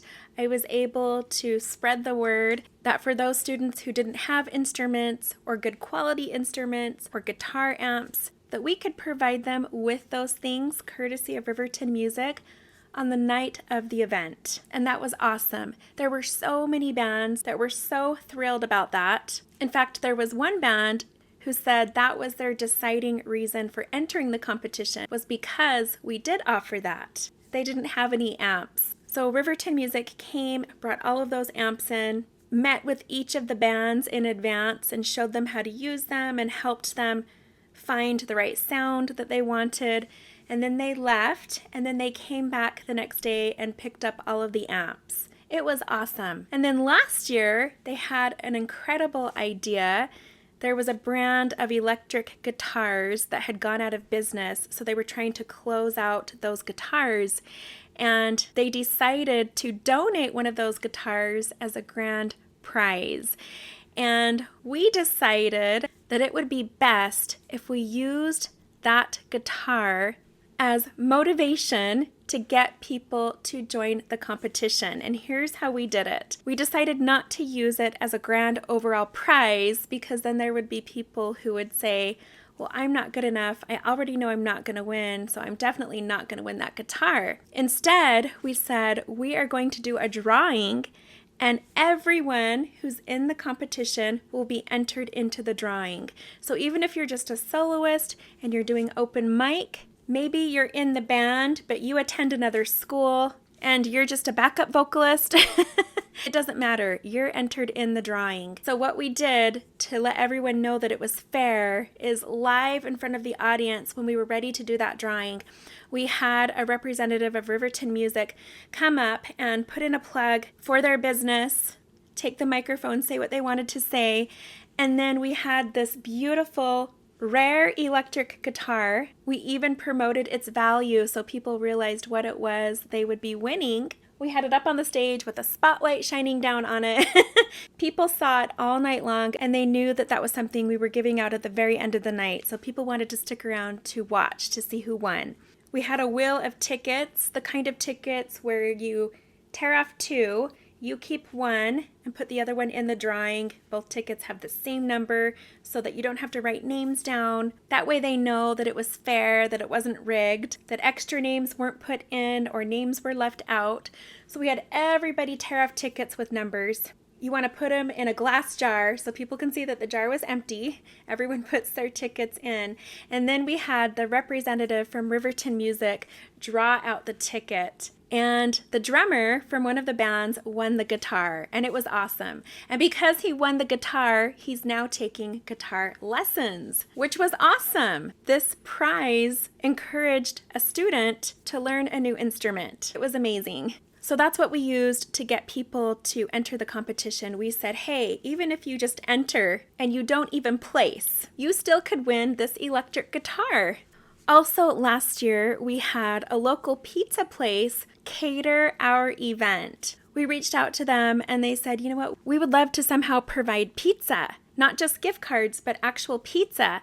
How can we best do that? And something I like to do when we host this event is feed all of our students and volunteers, because usually they come right after school and they stay until everything's over, which usually is until about 9 o'clock, and so they don't get to eat. So I like to provide them with food. One year we did Jersey Mike's and we took money from the budget and purchased sandwiches and drinks and chips for everyone. And then last year we told this pizza place, this is how you can help us. You can feed all of our students and volunteers. And so they had us give them an idea of how many pizzas that would be. We just counted up all of the volunteers, all of the contestants, and they brought over all of these pizzas and salad and drinks. And then we told them that they were also welcome to sell their pizza and drinks in the lobby to the audience. So they had a table set up where as people were coming through the door, especially during the intermission break, everybody would go out and buy pizza and drinks, because you also have people who are coming straight from work and going to this competition, and so they're not getting dinner. And again, it usually goes until 9 p.m. So people are hungry, and offering that pizza out in the lobby was perfect. Families didn't have to worry about dinner. They could eat and still attend the competition. It was perfect. We've also looked into having food trucks. And because we also sell tickets at the door, we thought that might draw people over. If they see the food trucks, they'll come on over, and then they'll come inside, buy a ticket, come see the event. But because we already had an official food sponsor, we didn't want to compete with that. So we didn't have the food trucks come. We just let our sponsor sell the food. And this was awesome too, because usually with food trucks, it's a little difficult because you have to put down a deposit, or you have to somehow ensure them that it's going to be worth their time, that they're going to get enough sales. So sometimes there's some hoops you have to go through in order to secure a food truck. But with a sponsor, none of that matters. So this was perfect. They provided us with pizza. They were able to sell pizza and make money, and we promoted their business like crazy. It was a win-win, and the students love it. The volunteers love it when they know that there's going to be food provided and they don't have to worry about it. Now, as you start securing sponsors and you start posting about it on your social media pages, be sure to tag those businesses so that they can see that you are indeed promoting their business. It shows them that you appreciate what they're doing for you and that you're helping promote their business. I recommend the closer you get to the event, the more posts you're going to want to put out on social media. In the beginning, it's fine to just post 2 to 3 times a month. And then as you get down to the last 6 weeks leading up to the event, you're going to want to put out at least 2 to 3 posts or stories a week. You just want that constant reminder that this event is happening and you want to be a part of it so you don't miss out. Again, recruit the student board, recruit the student body government. They have always been really good to work with at our school.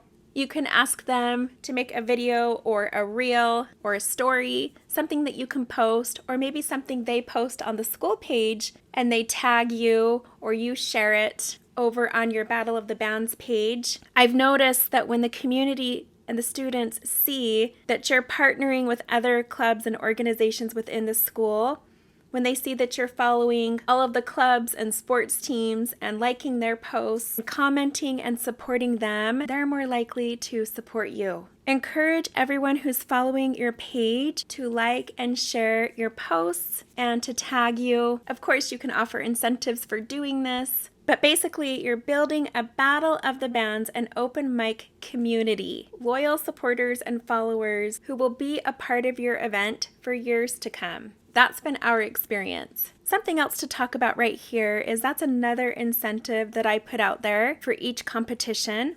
I always post about it, but then I make sure to also announce it the night of the event. Right before we announce the winners on the stage, I always turn to all of the contestants and I tell them how happy I am that they participated this year, how great they were, and that if they don't win, to please come back again next year and try again, that we'd love to have them. I also write it in the program, and I tell the whole community that we aren't just a competition, we are a community, and we want to follow these students on their music journey. So even after high school, whatever accomplishments, things that they're proud of, music that they're putting out, shows that they're performing at, whatever it is, we want to know about it so we can share it and promote it on our pages in our community. We want to follow these students even after high school and possibly have them come back either to perform or as a judge,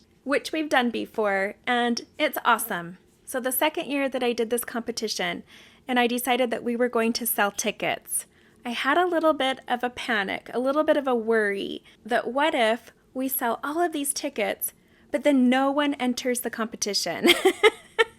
That would be a nightmare. What would we do? Would we have to refund everyone? This is such a great fundraising opportunity. It would be a shame to have to give all of that money back and have it be a complete failure. Well, here's what I decided to do. So I brainstormed and I came up with an idea that worked.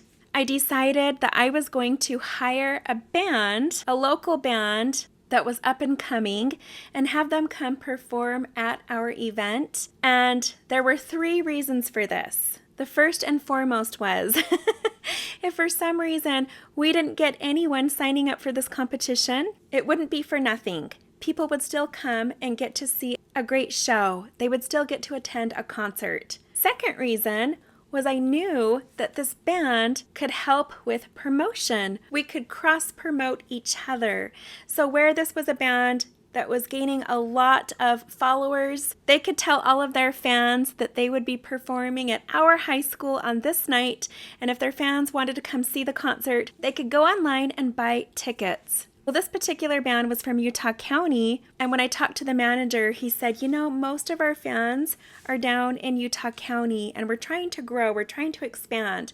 And I said, well, perfect, because a lot of people where I live haven't heard of your band, so this is an opportunity for you to get new fans, to grow your audience. And he was all about that. He was so excited. So I told him, you know what, we're going to promote this as a concert. You guys will be the featured act of the night. So after the competition is over, while we're tallying up all these scores, we're going to let you go on stage and put on a great show. You can do about 5 songs. And then when you're done performing, we'll announce the winners. It'll be perfect. And it was awesome. They helped promote this to all of their fans and followers. We did the same for them. People in the community heard about it and came, not because they knew anyone in the competition, not because they had students that attended Layton High School, but because they wanted to attend this show and see this band. And then it was a great opportunity for the students to see an experienced band take the stage and what that looks like. It was also a great stress reliever. After they were all done performing, they could finally take a sigh of relief. They could all go down to the stage and just let loose and have fun and enjoy this show instead of nervously waiting in anticipation for us to announce the winners. So it was a great diversion. And it also bought us time to add up all of the scores, make sure we did everything right, because not only do we add up scores for first, second, and third place for open mic and Battle of the Bands, but we also do an audience favorite vote for open mic and Battle of the Bands. So those are a lot of things that we have to add up, and sometimes there's mistakes and things that go wrong, and that really buys you that time without having to have a restless audience waiting or a nervous volunteer up on the stage telling dad jokes to kill the time.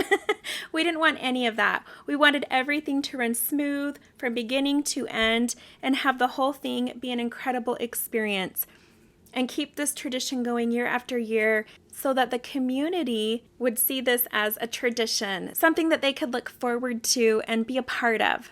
So this band brought in their own sound system, and it was incredible. It sounded like we were at a real live concert, a huge show. It was way better than our own sound system.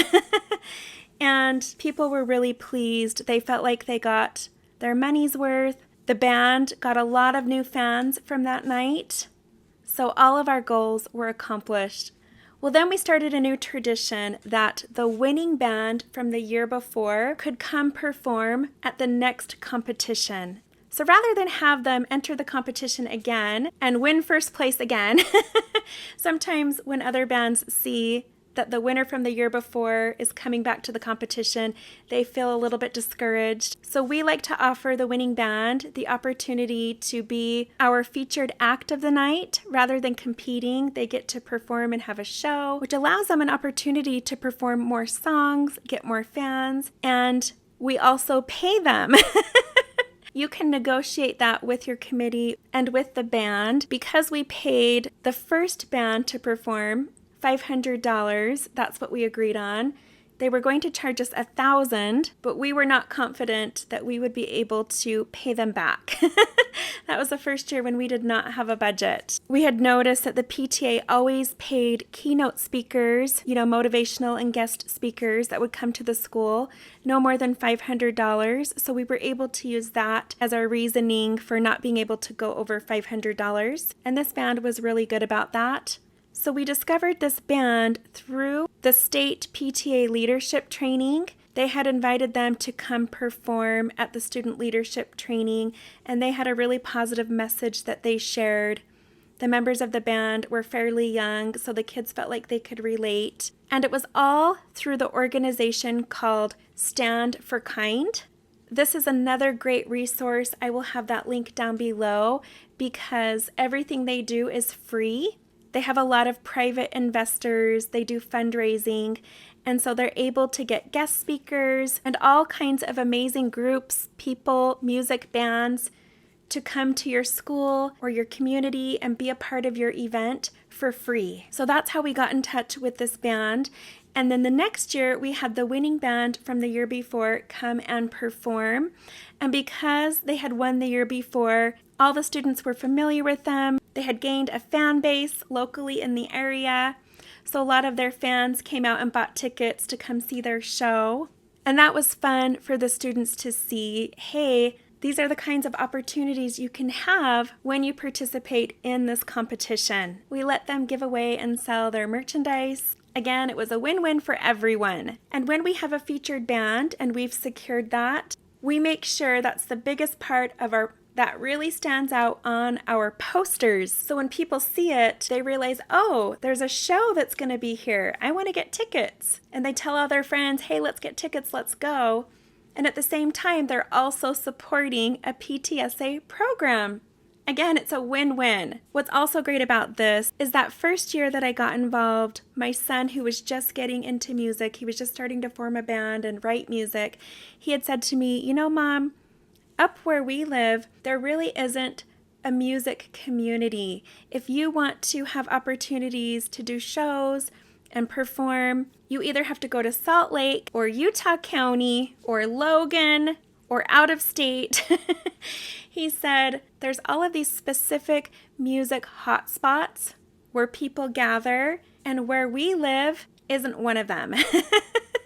And that's when I knew that if I were to get involved with this, I was going to do something about that. Instead of all of these kids feeling like they have to travel long distances to be a part of a music community, why couldn't we provide that right here? So that was my goal, to make where we live a music hotspot. And so outside of Battle of the Bands, we rented the city amphitheater one summer and put on a big show with my son's band and some of the other bands. We did that separate from all of this. We charged tickets, promoted it, and between that and Battle of the Bands, it started to put our little neck of the woods on the map as a local growing music hotspot, which was great. And hosting these Battle of the Band competitions has helped all of these local high school bands network with each other, meet each other, and form new bands, and join efforts to put on their own shows outside of these school events, and it's really taken off. We've seen a huge difference from 3 years ago when we started all of this until now. 3 years ago, there weren't very many local bands that anyone was aware of. There weren't very many shows or performances, but as soon as we started working on all of this talent just came out of nowhere. Suddenly there were all these kids and students from our school and our area and surrounding areas and schools who started to appear. They started to find each other and network with each other, and it's been incredible to watch that bloom. Something new that we tried this last year that was so fun, it was such a success, was cafeteria karaoke. And so, again, we reached out to one of our sponsors. We reached out to Riverton Music and asked them if they had a karaoke system or something similar that they could bring into the school during lunch, where we could have this karaoke karaoke lunch hour to help promote Battle of the Bands and Open Mic, and it was a success. It was a huge hit. They brought in this enormous speaker, and we brought in a projector and a screen. I talked to the school administration in advance to get the green light on all of the music. I learned the hard way the year before, so learn from my mistakes, you guys. The year before, I didn't realize I had to get approval from the school administration. I figured the songs that we chose were great, they were clean, didn't think anything about it. Come to find out that our school district has a policy where you have to use only music that they have approved. And they have an app or a system that they use with pre-approved music. And it's a very slim selection. So we tried to do this the year before. We promoted it. We were all excited. It was a way to get kids to buy tickets. And right when we went to do it, everything fell apart. So the custodian decided to hook us up to the PA system so the sound would come through the speakers in the cafeteria. And it was horrible. No one could hear the sound. So no one could hear the music. Nobody noticed what was going on. And because they used the PA system, all of the music had to run through a room that was in the school store. So we couldn't have the computer out where the students were, which had all of the lyrics, and so they couldn't sing along with any lyrics. And then we had promised some of the soloists that they could come perform the music that they would be singing at the competition. And because we hadn't told the admin in advance, those students were not allowed to perform those songs because they hadn't been pre-approved, even though the PTA had approved them.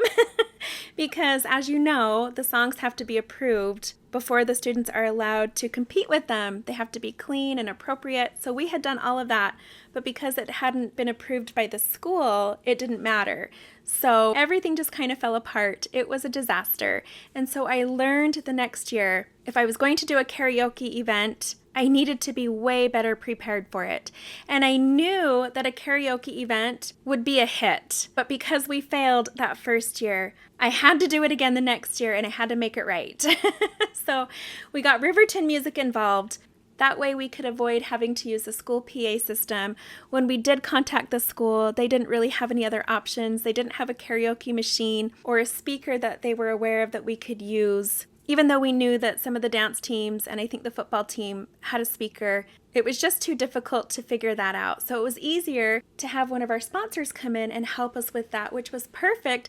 Again, we had another win-win, which is what you want to go for, because a sponsor could come in and say, hey, this is Riverton Music. We're sponsoring Battle of the Bands at your school, and we're here to do this fun cafeteria karaoke.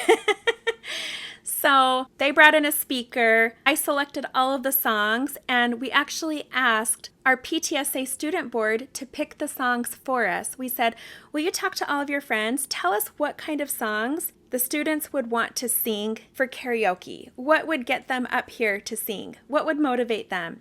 So they helped pick all of the songs, and then we took those to the school administration and gave them a week's notice to go through all the songs and approve them. We, of course, made sure they were clean, but then they went through the school administration, so they were extra clean. Then I went on to YouTube and I found all of the karaoke versions of these songs, and I downloaded all of those videos onto a backup drive, brought in my laptop, hooked up the backup drive, hooked up my laptop to the giant speaker, and of course we practiced all of this the night before to make sure it would work, projected the videos onto the screen, had it all set up in the Commons, announced that we would be doing this earlier that morning in the student announcements, and then when the bell rang for lunch and the kids started coming in, we had the music already playing so they could hear it, turn their attention over to where we were, see the big banners that were promoting Battle of the Bands, encouraging everyone to get their tickets. And what we did was we said, whoever participates in karaoke today gets a free ticket to Battle of the Bands. Oh my goodness, the line was so long. It wrapped all the way around the cafeteria, where the year before, we couldn't get anyone to come up and do it. It was a huge success. We printed out sheets of paper that listed all of the song choices, and we stuck them on the walls all around the commons. So when students came running over and said, "Oh, well, what are the song choices?" we would just say, "Oh, they're posted all around the cafeteria. You can go over there and see what songs we have, and then come back and get in line and tell us what song you want." And I had them all organized on my computer so they could just say, "Song number 23," and I would just pull it up. We would let each student do about 30 seconds of the song so they could do the verse and one chorus, and then we would stop it and let the next student have a turn. We were recording this with cameras so that we could use this to post on our social media pages. So that night and the next day, we showed different clips of all the students participating, which again drummed up more attention to our event and got the students excited. We had all types of students participating. It was amazing. In fact, at one point, the whole entire cafeteria was gathered around. Everyone was cheering. Students who normally wouldn't interact with each other were cheering for each other. It was incredible. It brought about so much unity in our school, which is more than what we hoped for. The faculty, the admin came in and they participated because they saw how much fun it was. They saw how excited all of the students were. And after lunch was over, for days and days, we heard nothing but positive feedback from students and faculty saying, "Hey, can we do this more often? That was so much fun." So all of the students that participated got a free ticket. And when the bell rang and we had to tell the rest of the students, "Sorry, it's time to go back to class," we gave those students in line a free ticket anyways. Because again, you want it to be a win-win. You never want anyone to feel like they're walking away losing. Whether it's your sponsors, whether it's your audience, your judges, your participants, your faculty, your school, your PTA, your volunteers, you want everyone to feel glad that they're a part of this, that it was worth it to them, that there was value in this for them, that they were needed or appreciated. In addition to giving away free tickets to Battle of the Bands, we also gave out free slices of pizza. So again, our pizza sponsor donated pizza for our karaoke event. We had a whole table of pizzas. The kids could smell it. They all came over. "How can I get a free piece of pizza?" We said, "Oh, you got to go sing for it." Kids who sang not only got a free ticket, but got a free piece of pizza. And if they said, "Hey, I don't want the pizza," or "I'm gluten intolerant," we would say, "We'll take this slice of pizza and give it to a friend."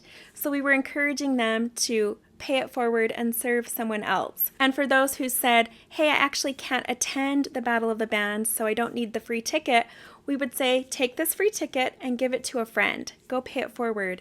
And we would watch them go through the cafeteria, hand out their pizza, hand out their tickets. It was awesome. That's what you want. So I had the microphone and I started shouting out to all the students to come on over. And I walked out into the cafeteria and I invited students to come on up. And to make sure that we wouldn't have any awkward moments, we got some of the student board members in advance to commit to doing karaoke right at the beginning. You can also do this with the theater department. They got an incentive for kicking this off and getting it started. Once we had the first couple of students up there performing and having fun, and it was even better when we had students who hate singing, can't sing in tune, just getting up there and having fun. And when the school saw that, hey, you don't have to have a great voice to get up there and do karaoke, you can just get up there just to have fun. That's when everyone came swarming over. The students enjoyed seeing other students not take themselves seriously and just get up there and have fun. We had a bunch of rough-looking boys sing a beautiful song from a musical, and it was hilarious. Just things like that. We also had an awesome moment where some of the special needs students came and did a duet together, and to see the whole school rally around them and make them feel so special was amazing. And every time a student finished performing, I would do my best to get up and get the whole cafeteria to applaud them. So everyone walked away feeling supported. And something we did that made everything so much better was we combined efforts with the Hope Squad. And so The members on our PTSA board who are over Happy Hope Week, we combined efforts with them and we joined the promotion of Battle of the Bands with Happy Hope Week, and we put those two events during the same week so we could also cross promote. And so we had members of the Hope Squad come help with our cafeteria karaoke event. They all signed up to sing. It was awesome. There's always an assembly that week, so we promoted Battle of the Bands at the assembly. And some of the members of Hope Squad entered Battle of the Bands and the open mic competition since they were a part of promoting it. So during cafeteria karaoke, we had a table set up where all of the free pizza was, and the Hope Squad members volunteered to dish out the pizza and give the kids their free tickets to Battle of the Bands. And then they also had little button machines where the students could make buttons and pin positive, hopeful sayings on their clothing and backpacks. So that was a lot of fun. So for me, where I haven't always had a lot of volunteer help each year, I was all about combining Battle of the Bands with another PTSA program such as Happy Hope Week, so we could combine efforts and help each other, which took a huge weight off of my shoulders. And it just made it so much easier having Battle of the Bands and open mic be a part of Happy Hope Week. Now that's a week where we have guest speakers come in. There's a special assembly. There's all kinds of activities throughout the week. So to have Battle of the Bands and open mic be a part of that was perfect. So just an idea. Another great idea for marketing and promotion that I wanted to do, but I just didn't have enough volunteers to help me do this, is t-shirts. If you can find someone in your community who does screen printing, get with the person who's designing your posters and flyers and use their design to make t-shirts for all of your contestants. Even your volunteers or your PTSA board. You can even print some extra ones to give away to the audience members. There's always some moments where you can interact with the audience, maybe throw out some shirts, have some fun with it. But the shirts are great because it creates memories. It's something sentimental that the students can have to always remember this opportunity. Also, when they wear it, it's free advertising in the community for your event, especially if you have your Instagram handle on there or your YouTube channel or website, whatever it is. Again, it's a win-win. And if you can find someone to sponsor this, even better. I'm pretty sure the school district also offers screen printing, so their prices are always really good. When the students fill out their applications, you're going to want to collect their shirt sizes so you can order those in advance. Another idea for promotion is to tell your contestants the earlier they sign up, the better, because you'll promote their bands. Oftentimes, some of these bands already have music out, or they have a social media page, or even if they just started, they're definitely trying to get followers and fans. So I like to spotlight some of the contestants leading up to the competition. You can even ask them if they'd be willing to participate. You can do a Q&A with them and post it on your page, or you can have them do a story or a reel and tag you on it or share it on your page. But you always want to be having activity on your social media pages, and it's a great way to introduce the school and the community to these students. If it's approved by your administration, if the band has a song that's already out or a music video, you can play that on the TVs during lunch. In fact, any videos that you have that are promoting the competition, use any opportunity you can to show those in front of the school. Take advantage of morning student announcements. If your school has a marquee, make sure you're posting things there. In the school newsletter that the admin sends out weekly, there's usually a PTA section. On your social media pages, have the school share it on theirs. Make sure you find the contacts for the faculty and the students who are over these communication sources. So talk to the teacher who's over student government. Make sure she's coming to your PTA meetings, or at least the part of the meetings where you talk about Battle of the Bands. It's also wise to have a representative of student government attend those meetings so they can brainstorm with you and offer their help. It's also great to have a representative from student board, the PTSA student board, to attend those meetings for the same reasons. And always have a member of your school's administration present so that they're aware of what you're trying to do, what your goals are, what you're trying to accomplish, and they're a part of that planning process, which will be very helpful. You can also offer incentives for contestants to enter the contest. So you can say the very first band to enter the competition will have a say in when they get to perform, if they want to go first, last, or right in the middle. And you can do the same with your soloists. Or it can be anything. It could be the very first band to enter gets a special spotlight, gets gift certificates, whatever it is. Now, over the last couple of years, they changed the competition so that 9th graders could now participate in Battle of the Bands and Open Mic. And because I also volunteer at my local junior high PTSA, I was able to put a plugin over there for this. So all of the junior highs that filter in to your high school can also participate in this. It just needs to be schools that are in your boundaries. And so I went in to the main office at each of these junior high schools and I talked to the secretary in each office and said, hey, I'm from the Layton High School PTSA. We're promoting this Battle of the Bands competition.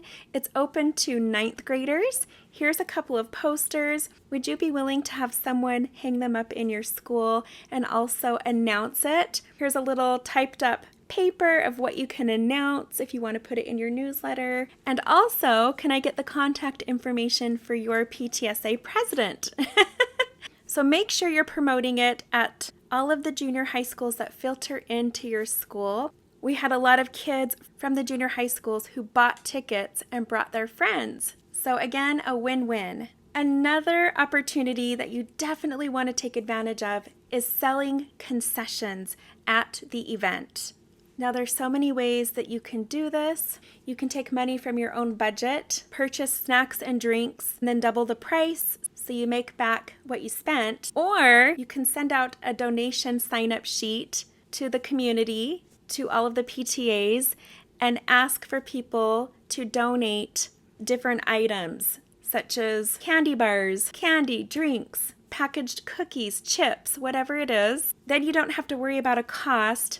And then you can still sell them for pretty cheap and use that as a fundraiser for your PTA and for your event. We have volunteers who work the concession tables. They're in charge of gathering and collecting those snack donations and then setting it up and then running those tables and selling them, taking the money.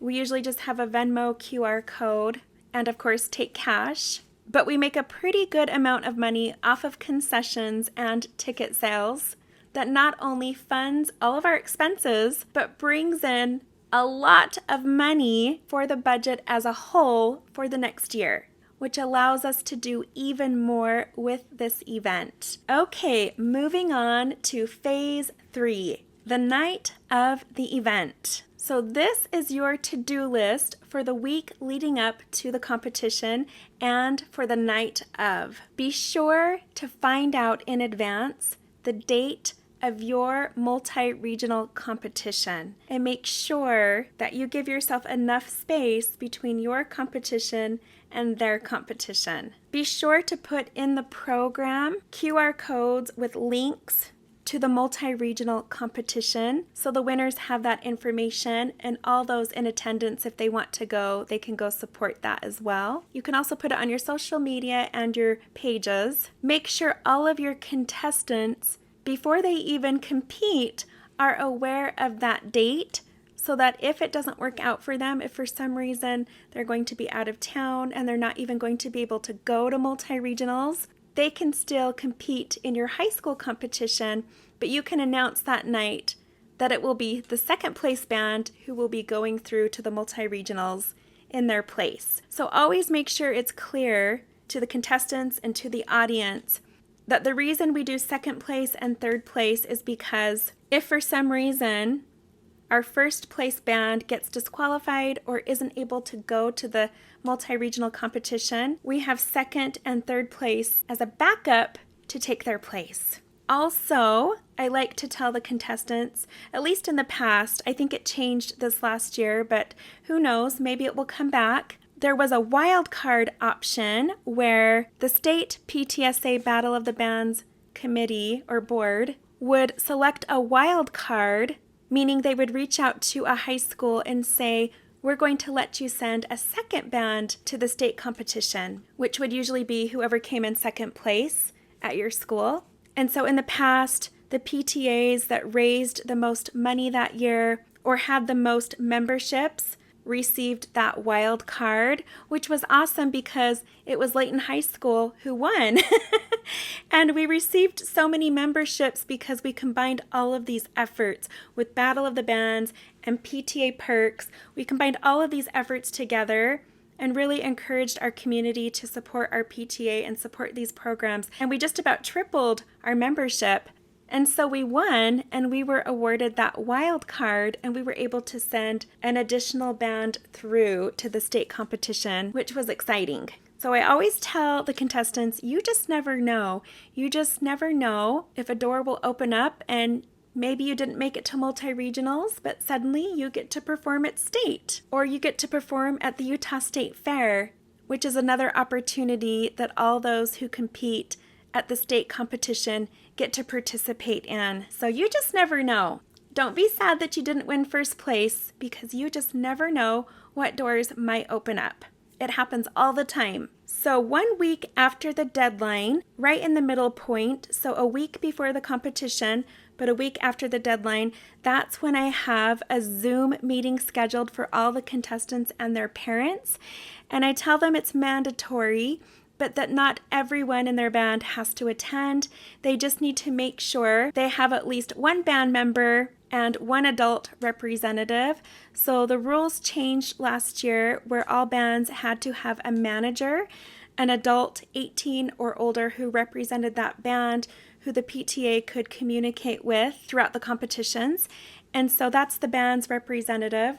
So I made it mandatory that there needed to be at least one person from each band and their band manager or adult representative in attendance. And then for soloists, if they couldn't attend, then again, they just needed to have a parent attend in their place. And during the Zoom meeting, we did it at the same time, so all soloists and bands were all in one meeting together, and anyone could attend the meeting. So if all of their parents wanted to be a part of that, they could.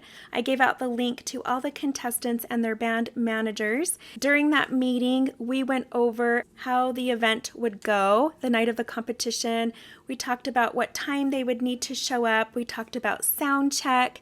So that's something you want to arrange with whoever is doing your sound. You always want to do the order of the sound check backwards from what you have in your program. So whoever is performing first on your program will do their sound check last, and whoever is performing last on your program will do the sound check first. That's how sound checks are always done, and there's good reason for that, but we don't have time to get into that here. So make sure you have that figured out. I had a list of all the times with each band and soloist, and I gave it to them during the Zoom call. I showed it up on the screen and also texted it to everyone and said, make sure you arrive 10 minutes before your sound check, just in case it's running faster. We want you there so we don't waste any time, but also be prepared for the sound check to go longer than expected, and you might have to wait. So the first year we did our sound check, it was a disaster. I'm going to be honest. We had a lot of technical difficulties with the sound crew and something wasn't right. They couldn't figure it out. We ended up having to start the competition a half hour late because that's how long it took to get it figured out. And because of that, we ended up not being able to have a sound check.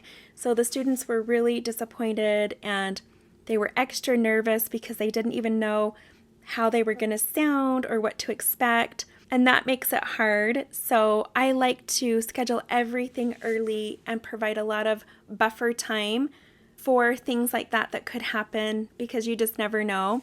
So you want to have the sound check planned. You want to give your sound crew plenty of time to come early, get things set up, so that if they do run into issues, they can resolve it before your students start arriving for their sound check. Talk with the audio crew and ask them how much time they think they're going to need, and then arrange that with the school. But remember, you're going to want to include that time in your reservation. So if you're reserving the auditorium or the building for just a few hours, you're not going to be able to have all of these people show up prior to those 3 hours. It has to be factored into your reservation time. So before you make that reservation, talk to your sound crew, find out how much time they think they're going to need, and factor that into your reservation. We've also learned that the schools don't allow you to reserve rooms in the building during school hours. So we start our reservation as soon as the bell rings. Right when the bell rings, that's when we start setting things up in the auditorium, and we have the sound crew come in. We usually start the event at 6 o'clock, and it usually goes till 9, and then we have a small intermission. So right after the very last contestant, we have about a 15-minute intermission where people can go out and buy concessions, walk around, and then we have our featured band go set up during that intermission.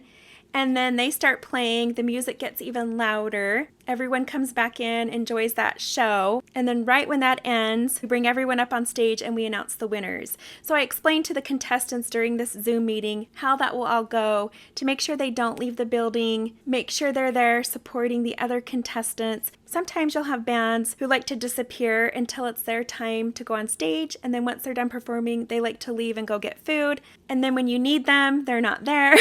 So you have to tell them they cannot leave the building. That's why we provide food here, so you don't have to leave the building. But you just never know. Sometimes the program goes faster and you're going to do things sooner, and you want to make sure everyone's there. So we have a lot of volunteer opportunities, and that's one of them. We have someone who's over all of the bands, all of the contestants, and that's who they report to when they arrive.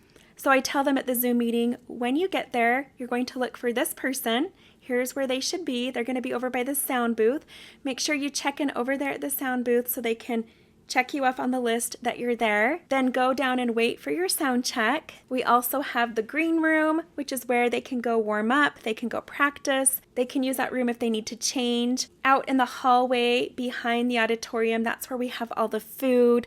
And so we also have a volunteer or two who's over all of the food, coordinating with the food vendor, making sure all of that food arrives, making sure it's all set up, and making sure only volunteers and contestants are eating that food and they're not sneaking back all of their family and friends.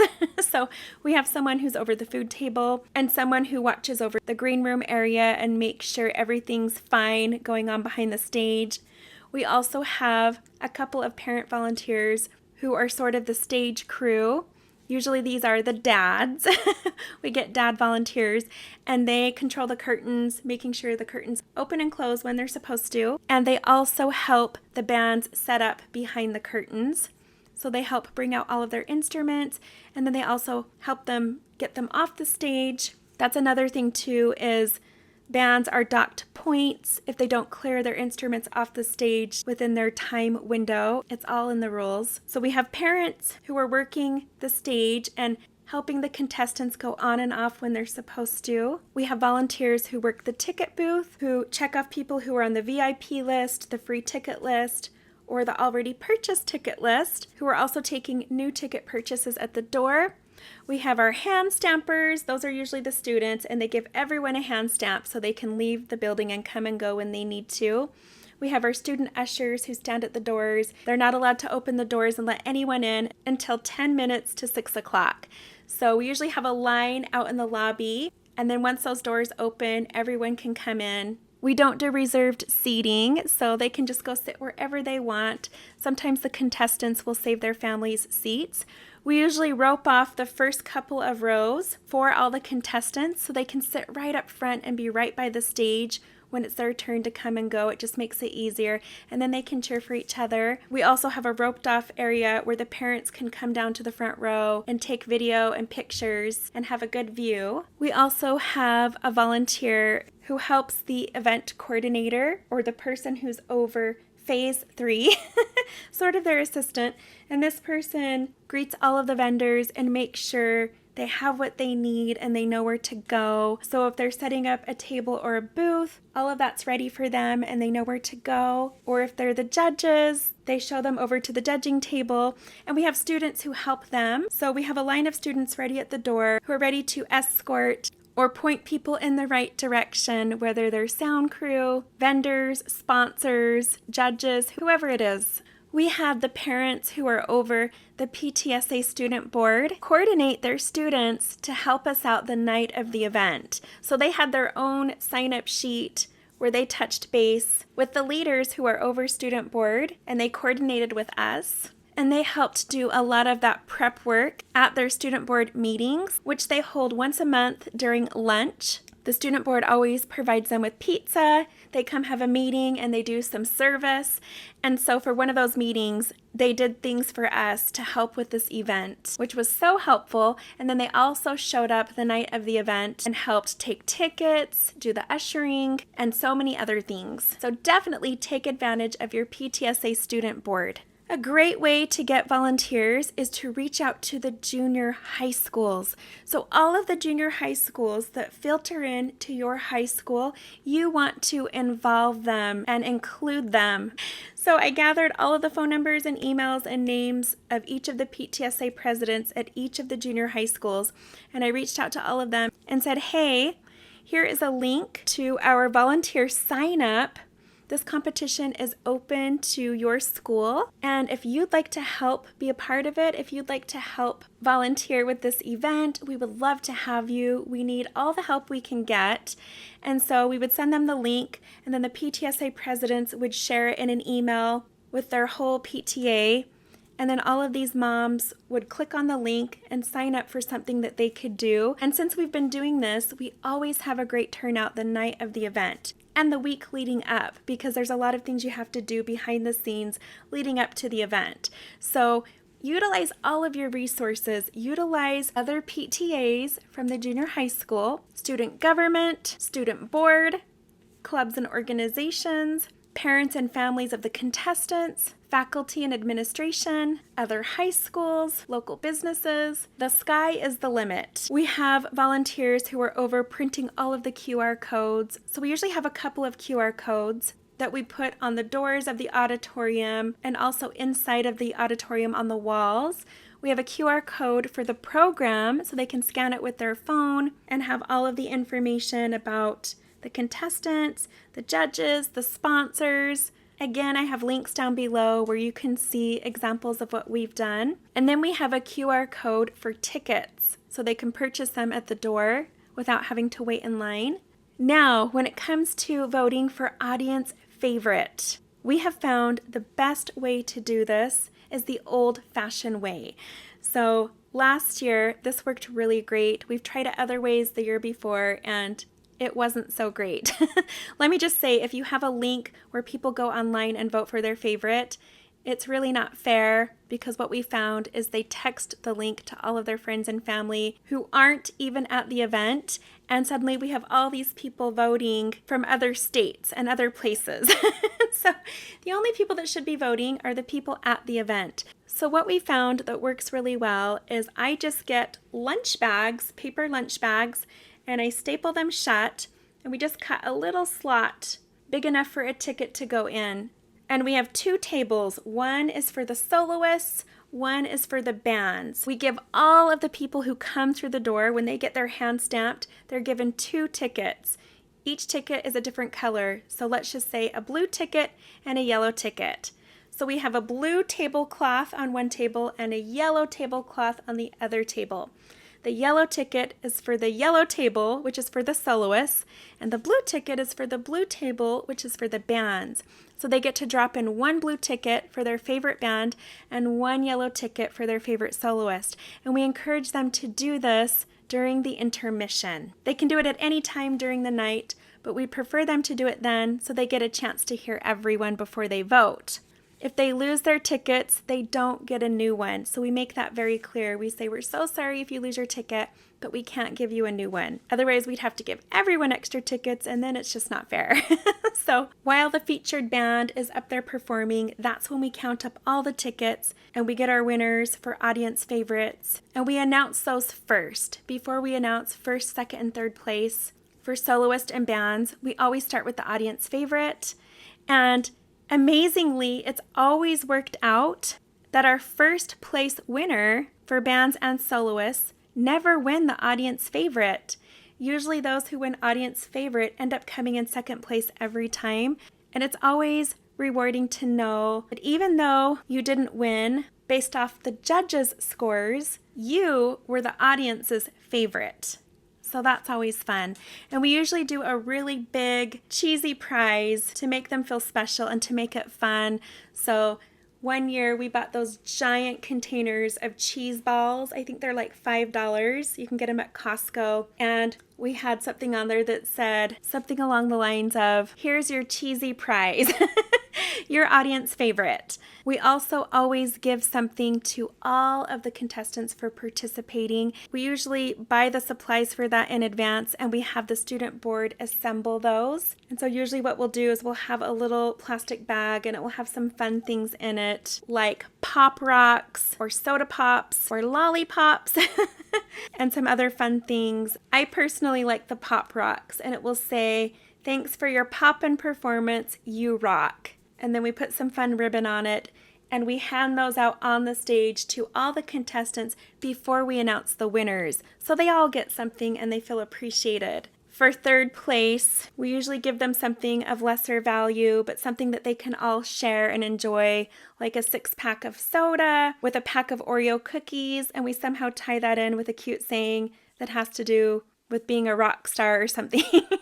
We also do something for the soloists. And then second place, we put a little bit more into the prize, a little bit more value, something again that they can all share. And then for the first place winner, we give them a gift card with enough money for them to all go to dinner together and celebrate. Texas Roadhouse or a pizza place, or a gift card from one of our sponsors where they can go have dinner after the competition and go celebrate, and they always enjoy that. And we usually put that in a giant basket, so we have a gift basket with lots of other fun things in it from our sponsors, other gift cards, t-shirts, stuffed animals, all kinds of fun stuff. And then again, last year we had the electric guitar that we gave away live in front of the audience through a drawing. So that's the best part of the night, is everyone usually wins something, and it's a lot of fun. We have everybody do a drum roll. So before we announce the winners for anything, we have the whole audience do a drum roll with their feet and their hands on their lap. And as soon as it's loud enough, then we announce the winner.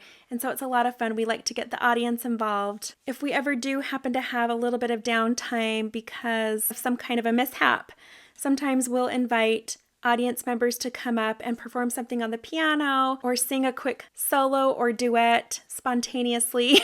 So that's always a lot of fun. Usually the students get up and they want to do that. Just make sure whoever you have as your MC, you want to have someone who's really vibrant, energetic, excited, and has a lot of enthusiasm, and who's great with making the contestants feel special and great with the audience and great with the judges. No one has ever wanted to do that job at my school, so it's been me every year. So I just kind of ended up doing it all. All of the planning, preparing, executing, marketing, promoting, finding the judges, getting the prizes, getting the sponsors. I kind of just all did it myself. I finally got more help this last year, and I can tell you it makes all the difference when you spread out the work and you have that help. And usually you'll find that volunteers enjoy this event. They enjoy being a part of it, and they have no problem helping. You just have to ask. Again, so during your Zoom call, you're going to make sure all of your contestants know where to be and when to be there and how long to stay there. Make sure they know about the food. We had some contestants who weren't able to attend the Zoom meeting, and their band members who attended on their behalf forgot to communicate that to them, so they didn't even know there was food and they starved. So make sure they're all aware that there's food and it arrives at this time and it's there during this time, but get it while you can, even if you eat it later, because what we found is the food goes really fast. So if they don't get it, sometimes when they remember, the food's already gone. So make sure everyone's aware of what's available to them. We always had a giant cooler of drinks so they stayed hydrated. Make sure they understand the rules and how they're being judged. During the Zoom meeting, I like to go over the judging criteria and the scoring sheets so they understand what they're being judged on. I talk about things that can get them disqualified. All of that is in the rules, so we're not going to talk about that in this video, but make sure they're aware of the things that can disqualify them and also the things that can help them. So I use that time to also coach them as well. And I tell them, here's what the judges are usually looking for. Here's what improves your score if you do X, Y, and Z. And those are simple things such as eye contact with the judges, with the audience when you're performing, good positive energy, looking like you're up there having fun. Even if you forget the lyrics or you mess up, make sure you're having fun because that shines above everything else. Try to involve the audience, get them to sing along, work the stage, move back and forth. You don't just want to have one person moving around and the rest of the band standing there frozen. It's harder if you're a soloist because a lot of times you're stationary because you have an instrument and it's mic'd, so you have to hold still. But even if you have to hold still, there's other things you can do to not be stiff, to be fun to watch. You can still move your body in other ways and move along to your music and get the audience to clap along. There's things that you can do. So encourage your contestants to do those things. Some additional tips that would be good for your contestants to know, especially with soloists, is that original songs always score higher. So even if you have a phenomenal voice and you do a really popular cover song that everybody knows and loves, and then you have someone else come along with a mediocre voice, but they've written an incredible original song, they're going to score much higher than you. And it's been my experience that those are the contestants who usually win the competition, the open mic competition. So keep in mind that original songs always score higher. Never do a song exactly like the cover. So like I said, even if you have an incredible voice and you do a Celine Dion song and by a miracle you sound exactly like Celine Dion, though that's pretty incredible, the judges will comment that you didn't make it original, that you were just copying Celine Dion or you were trying to be just like another artist. Judges want to see you be original, and that's what you're being scored on. So that's very important.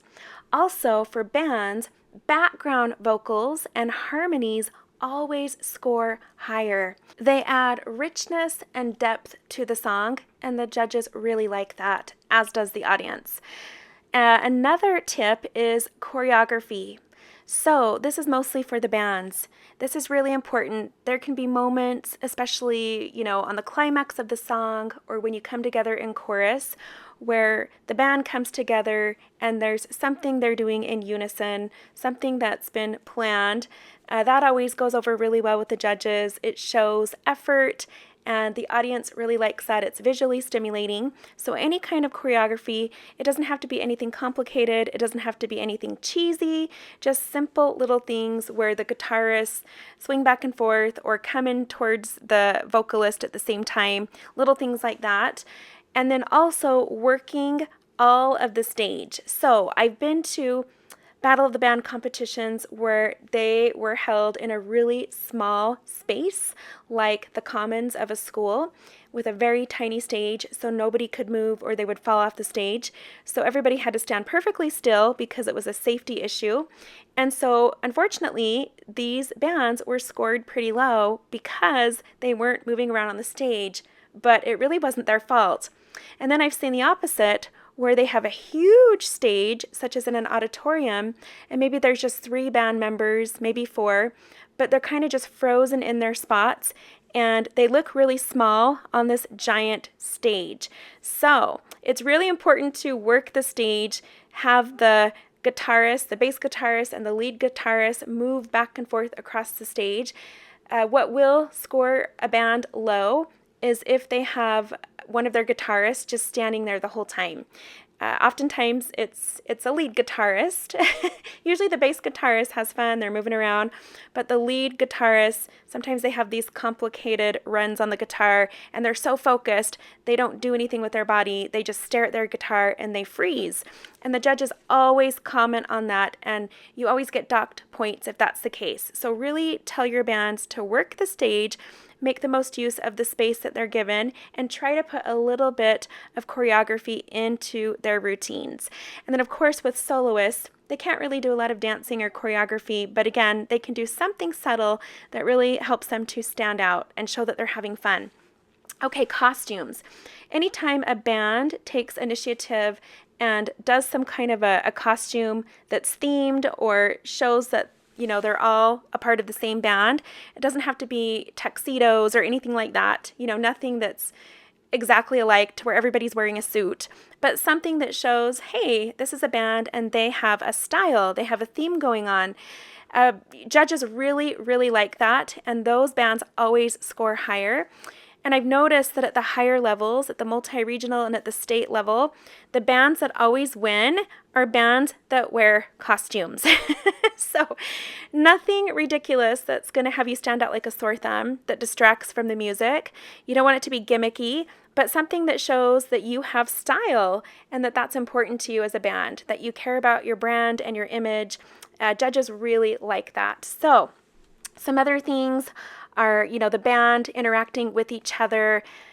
I've seen bands where just two of the members are constantly giving each other eye contact and looking like they're having a great time. And then the other two band members are just kind of being ignored, just kind of doing their own thing off in the shadows. The judges will always comment on that, and they will dock points for that. So make sure the bands really practice looking at each other, interacting with each other, and having fun with each other. And something really important to keep in mind is if the band is having fun and it shows they have good synergy, that can override lots of little mistakes, like not hitting the notes, the vocalists coming in at the wrong time of the song, or forgetting the lyrics, somebody messing up on their instrument.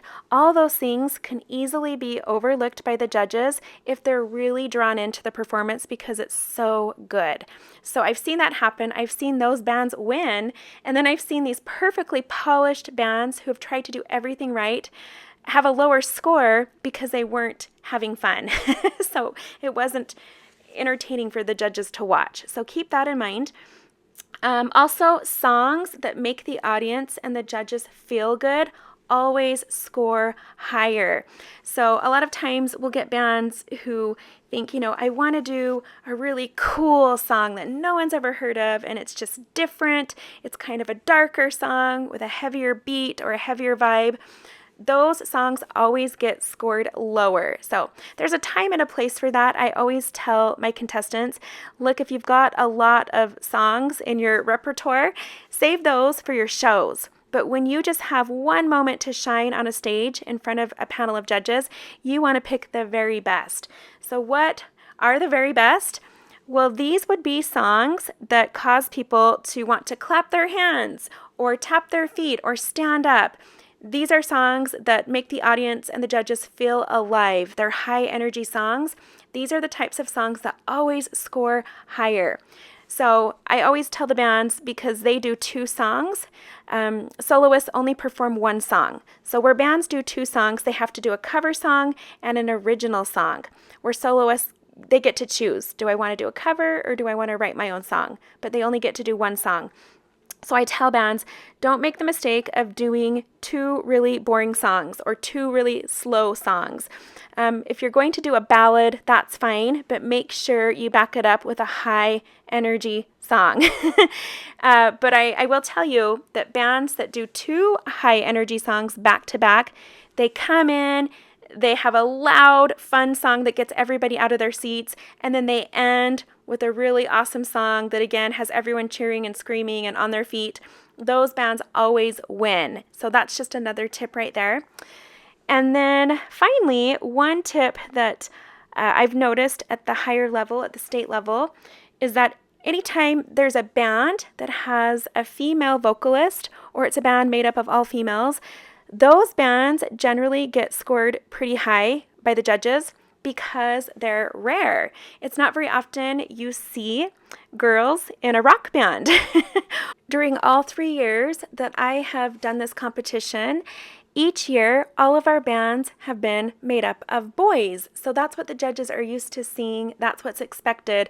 So when they come across a band of all girls, or the lead singer is a girl, or the lead guitarist is a girl, they really, really enjoy that because they're not used to seeing that. And so I've noticed those bands that have that advantage tend to go a lot further in the competition. It's also helpful to maybe bring in a coach to be a part of that meeting, to give some feedback and advice. The year that we had that professional band come perform, it was awesome because their manager went backstage before the competition started and gave a lot of coaching and advice to all of the bands and talked about all of his professional experience in the industry, well-known bands that he's performed with and toured with, and tips and tricks that they do and things that help your performance, and all of this good information that was so helpful for our students. Any coaching you can give them is always great. Remember, that's also what they're there for. They're there for the opportunity and the experience to learn and grow,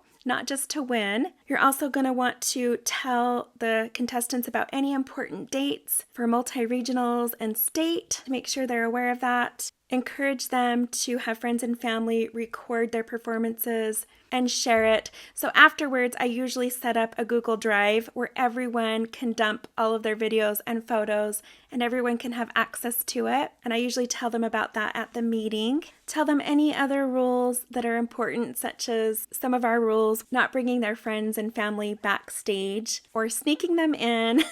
Also making sure at the end of the night, everyone stayed on the stage so we could get a large group picture of all the contestants. We also had the yearbook committee there. Make sure you invite the yearbook committee so they can include this event in the yearbook.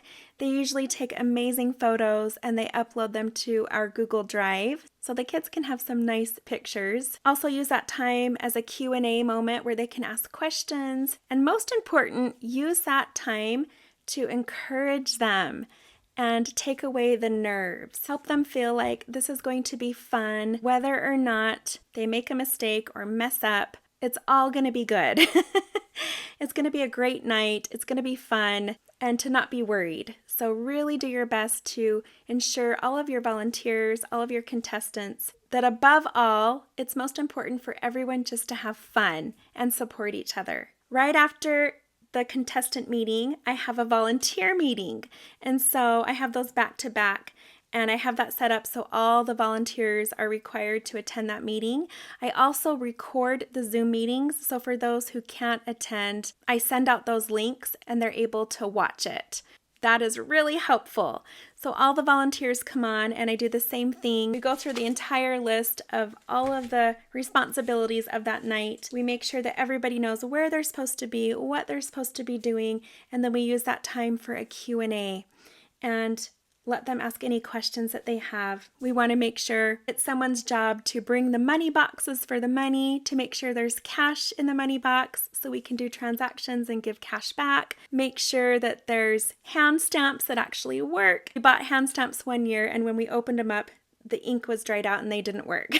So we want to make sure all these things work in advance. That meeting is your time to dot all your I's and cross all your T's and make sure you've got everything covered. We always have a couple of volunteers who are over the judging table so that when the judges arrive, it's these volunteers who are going to show the judges where they're sitting. We provide them with pencils, paper, their favorite drink. So I reach out to the judges in advance and I ask them, hey, what's your favorite drink? And then I make sure that we have that at the table, their favorite drink, ice cold preferably. I usually give them all a souvenir cup or drink holder with their drink next to it. I wrap it all cute and I usually put a gift card inside of the cup or drink holder. And I always find the cutest gift cards at Walmart. They have a guitar on them and they say, "You're a rock star." So I always give the judges a $25 Visa gift card that says, "You're a rock star." And I put that in there with a handwritten thank you card, thanking them for their time. And then we'll throw in a few other things from the sponsors. So whoever's over the judging table, they're in charge of collecting the gift baskets for the judges, making sure they have their judging sheets, or if it's digital, that they know how to pull up that app and use it. So last year when we went digital, I reached out to the judges a week in advance and made sure that they had gone and set up a login for the judging account, made sure that it worked, and then when they got there, I had someone show them each how it worked so that everything went smooth. We also had little name cards in front of the judges on the tables so the students could see their names. We had that right in the center of the stage. We also have someone who's over the timer. So each of the contestants have to be timed according to the rules. The soloists and bands have a certain window of time they have to perform in, and they can't go over that. So we have someone with a stopwatch, one of our volunteers, who times each of the contestants and factors that into their score sheets. This is all in the rules, so you can read about it. Make sure you have someone who can kind of ring a bell or tap the judges on the shoulder or reach for the microphone to let them know you've kind of gone over, we need to move it along.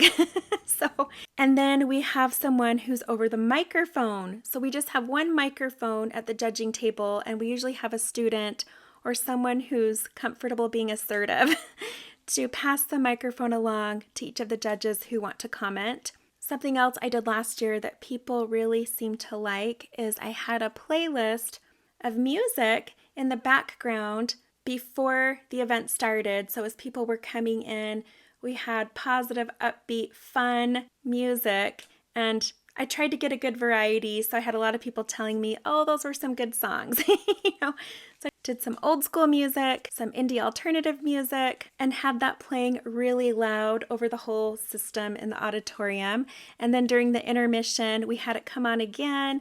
And then when the event was over and the lights came on, the music came on again. And that music just helps with everyone's nerves. It helps everyone stay positive and happy. It makes it fun.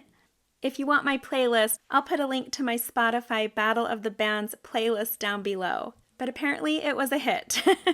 It's also wise to have a volunteer coordinator who is over the volunteer sign-up sheet and touches base with all of the volunteers leading up to the event to make sure they're still willing and able to do their part. After the competition is over, I like to put together a video of the entire competition. I put that on YouTube, and then I share a link to it on the blog. And then on our Instagram page, I make a short version of the video where I just feature the highlights from the competition, which just shows 20 seconds or so of each performance, some fun highlights from the judges, and also announcing the winners. And I'll post that as a reel on Instagram and then encourage people to go over to the blog page to watch the full video of the competition. Our judges have different personalities, which makes it all kinds of fun. Also, I did put forth some effort and reach out to local radio and TV stations to help promote our event. I never got a response, but it didn't hurt to try. And in fact, there was a local radio station who responded to the Catalyst Center when they had their concert in the park earlier this year, and for free, they promoted that event. So I know local TV stations and radio stations are willing to help. I think it's just a matter of timing and not giving up, just continuing to reach out to them. I think if you can find a way to tie your event in to something current that's going on in the news or an issue that has come up that's really important, your chances are better of getting the news or radio to respond. I think something like Happy Hope Week would be the perfect thing to get local radio and news to promote or help spread awareness because of its message and because it benefits the community. So I think anytime you can tie your event into helping your local community, that's usually a plus to getting local media to respond. I think also if you know any local celebrities or influencers who would be willing to put in a plug for your event or show up to it, that can only help. So why not give it a try, right? Through all my experience, I have found that it never hurts to ask, and Every time I ask, like I said, 9 out of 10 times, I get a yes. So you never know until you try, and if it's intimidating for you to go out and reach out to businesses or the community, don't do it alone. Partner with another volunteer and go together as a team, and you'll get better results. But the best advice I can give is when you're approaching businesses or anyone in the community, if they can sense that you're excited and enthusiastic about this event and involving the community, they are much more likely going to be interested in participating. So make sure when you go in, smile, be excited, and always approach them with a win-win opportunity. I will say that anytime I email a business or I call and leave a message, I try to do it over the phone, that usually yields very little results. I always have a way better outcome when I go in person. There's something about businesses seeing a face, hearing your voice, seeing your enthusiasm. It's hard to say no to that. So I highly recommend going in person when you're approaching faculty, other organizations, businesses, whoever it is.